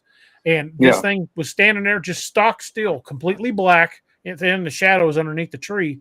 And when it turned its head as we were passing by, that's when I saw it. I saw the movement. I just kind of, did a double take and turned over to the movement. Of course, at this point, I'm smacking the crap out of Nick and telling him to stop. And when it realized I was looking, I got to look at it for about between 15 and 20 seconds. And Nick slammed on the brakes and he saw it for about 10 seconds. But this thing, and I'll never forget this. I mean, it was like an upright dog. It wasn't like a big barrel chest like a person. It had more like a dog chest with the arms kind of down. Well, the arm that was down was like that, but the other one, the hand was actually up on the tree. The head was like a wolf or a German Shepherd's head, but the snout was different. The snout was short and blunt, like a Mastiff or a Rottweiler. Wow. And I couldn't see the eyes, but once it realized that we'd seen it and that we'd recognized it, it turned and it did this weird kind of. It didn't just run straight like we would do. It turned, it bounded one way, bounded the other way, bounded again, then went straight down a ravine. And of course, we threw the car in park, jumped out, went running over there, and we could hear that thing going off through the trees. But the leaf litter was so thick, all we could see was impressions where it was. And we knew there was no way we were going down a ravine after it. Now, of course, I was still pretty down on my back at the time, so I wasn't climbing nothing. But I went over to the tree where it had been standing, and I estimated where its hand was, and I could touch that spot, but it wasn't like where I would comfortably put my hand to lean. So yeah. I'm 5'10", and by the placement of the hand, I guessed it was between 6.5 and 7 feet tall. And it looked like it probably weighed a couple 100 pounds, but it wasn't massive. But it did. It just looked like a dog on two legs. Wow. Except for that, the snout was blunt. Yeah, that goes back to the whole factor nowadays. You know, you can buy these drones that are not very expensive, that are pretty cool. Something like that where it bounded off if you'd had a drone to like throw out real quick, take off. But there again, reckon why they made it to where it's illegal to fly a drone over that federal property like that. Makes you wonder. But I that thing, when it took off fast. And I had my phone in my hand. I'd been planning on filming if I saw like a campsite or something. And man, it wasn't until after that thing was long gone before I even thought, why didn't I try to film this thing? Because once I saw it, it was just like, holy shit, what am I looking at? And of course, I'm hitting Nick and I'm freaking out. But I never did think to film it. I wish I had. But even if I had tried to film it, if I'd have looked down and tried to activate the camera, by the time I looked up, it would have been gone. Because it didn't stick around very long. And that was right there on the road, off the trace leading to DeMumbers Bay. Wow. You've been down to DeMumbers Bay, haven't you? Yes. So y'all, you know where y'all saw it? Yeah. You know where that little concrete slab is that covers over that little slough? Kind of little concrete bridge. It was just on the trace side of that, about 100 yards. Wow. Yeah, this year, a few weeks ago, this made the third time I've been to LBL in about 4 years. We went up there and spent a pretty good bit of time. I didn't get to. We had so many people show up at our meet and greet. I kind of stayed and count, which my ankle, I had to have ankle replacement surgery. They don't have any ankle bones in my ankle anymore. It's all titanium. So I was in a wheelchair hobbling on crutches. So I just stayed around the count and hung out with everybody. But yeah, LBL is a spooky place, dude. It's. I wanted to make it this year for the meet and greet, but my oldest was getting married. So it was a bad time for me to go anywhere. Yeah. Next time y'all have one, I plan on coming. Good deal. We had a lot of, like I said, we had a lot of researchers, really good researchers, and a lot of people would know that was there. I mean, we kind of had an all-star cast of people to show up. I mean, we had I was proud for everybody to come. We had old Pyro, he drove from Oklahoma, come hung out with us. We had people actually flew from Coos Bay, Oregon, 2,600 miles, flew from Oregon to Nashville, and then rented a car and drove. David and Dee Dee Blaylock, they traveled over 2,600 miles to come hang out with us for 3 days. Who had that little seaplane?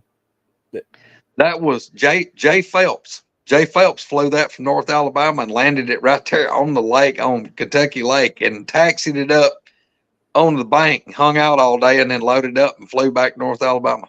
Yeah, that's awesome. I pulled in and I said, Clark's Goose is here. We got some trouble brewing. Yep, that was pretty cool, man. Somebody show up in a little seaplane.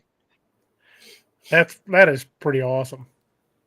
Hey, dude, I was shocked that that Buckner showed up, and I reckon he had a great time because he was like, man, y'all do this again, y'all better let me know. Yeah, Cam's a good dude. Speaking Man, of which, yeah. I'm supposed to call him this week, so I need to give him a call. Well, do me a favor and ask him if he cut his thumb or his fingers with that. I gave him a Spax Ontario knife, a Spax SPAX. Mm-hmm. Yeah, I told him when I gave it to him, I said, look, dude, just please don't cut your hand because that thing is razor sharp. And so maybe it cut his hand with it. I'll ask him about it.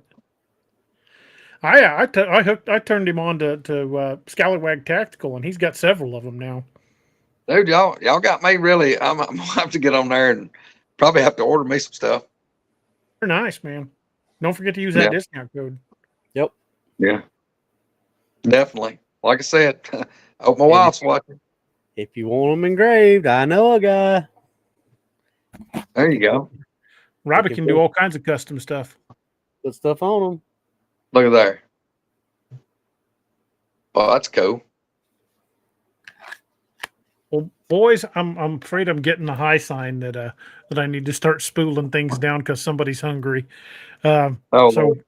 Greg, thank you, brother, for coming on. I've had an absolute blast. I want to bring you back on as I want to hear the whole motorcycle story and then we'll just sit and talk shop. I mean, and definitely let me know the next time you guys do an after hours. Oh yeah. Hey, look, y'all, we'll get you on after hours, or hey, we'll just do a regular one. But yeah, we'll try to get y'all to on the after hours. I know y'all will have fun with us there. As Doc would say, I'm down like 4 flat tires. There you go. Yeah. Well, guys, like I said, I appreciate y'all inviting me on, and really honored. Man. And like I said, anybody on here that wants to come hang out with us Sundays at 1:30, and we've got about 60 shows up on YouTube right now. Y'all can look us up and watch some of our shows. But it is Wood Walkerz with a Z instead of a S. And like I said, if you don't care, check out Squatch and Holler, Roger Williams. And then Mark Green's is Cedar Creek Bottoms Farmstead. So, and guys, appreciate y'all. Enjoyed it. I had a great time, man. You're welcome back anytime, brother. Thank y'all. Appreciate it. See you, Greg. Folks, when we wrap up the show, there's always a couple of things we like to talk about, and one is the 22 a Day Foundation. We lose 22 soldiers a day to suicide, 22 veterans a day, and that is 22 too many. So check out the Till Valhalla project, because they're a big supporter of the 22 a Day Foundation, and again, 22 a day is entirely too many. And folks, don't let these first responders or veterans or even current military, don't let them fight those demons alone. If you've got somebody that you know and you love that's first responder or former first responder, former law enforcement, former military, reach out to them. Let them know you're thinking about them, because your voice might be what keeps them off the edge for the day. And again, we need to get 22 a day down to 0. Because 22 is entirely too many. We need to let these folks know that they're not fighting this battle alone. And I've got a great support network with my friends. If I got something, I know Robbie. I don't care if he's asleep. I can call him and say, "Hey, man, I need to talk," and he's there for me because he's my brother. Same with Doc. Same with Steve. Yeah, so it's good to have those kind of people. And if you aren't familiar with somebody like that, if you don't have that kind of friend, reach out to one of us. I'd rather hear your story than read your obituary. So definitely remember, you're not fighting these battles alone, and it doesn't make you less of a person to have to reach out for help. I've done it. Robbie's done it. Doc's done it. It is not dishonorable. It is not cowardly to ask for help, because all of us need help carrying that burden once in a while. So think of your first responder friends and family. Think of your former your veterans and former military and even current, and just let them know you're thinking about them once in a while. Reach out to them, invite them over for a beer, and even if they don't want to talk, that's fine too, because sometimes just being there is enough. And if you think somebody may not have any issues, check out them anyway, because sometimes it's the people that hide it the best that need it the most. Some of these scars go deep, and I can tell you, Greg can tell you, Robbie can tell you, working in law enforcement, you see some pretty horrific things. You pull mangled bodies out of cars at car wrecks. You go to suicides. You children that have been hurt. These things stick with you, and they will haunt your dreams. And I can tell you that from experience. They will haunt you for years to come. And so just check on those folks again. And 22 days is 22 too many. Check out the Till Valhalla Project and check out the ODMP, which is the Officer Down Memorial page, odmp.com, and it'll tell you the number of officers we've lost in the line of duty, including the ones that have taken their own lives. So it's a powerful page. You really get to see the impact that the job has on our first responders. It's not something the media is going to tell you about, because we all know how the media is right now. But if you want the true story, check out ODMP and go to Till Valhalla Project, because those guys are really doing the Lord's work. They're helping buy artificial limbs for amputees. They're putting people in therapy. They're buying therapy dogs. They are doing what the big charities claim they're doing, but they're not. The big charities, you donate $100, you're lucky if $1 of it actually makes it to the veterans. Till Valhalla, 95% of what they take in goes right back to veterans charities. It is an amazing organization, and I'm proud to support them.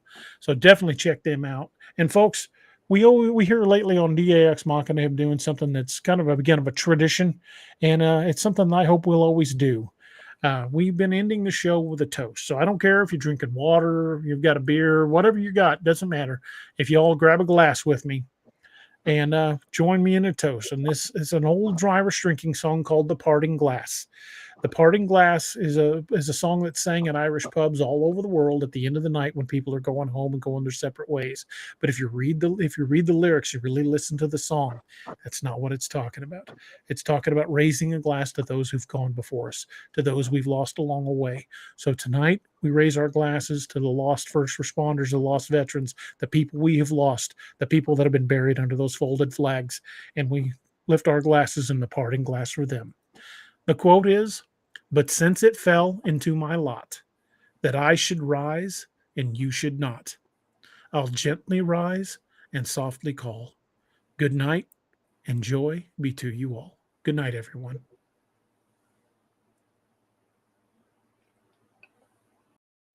Thank you for joining us. Catch us again Wednesdays and Saturdays on DA Ex Machina. A special thanks to all our channel members and Patreon supporters. Please make sure to like, share, and subscribe.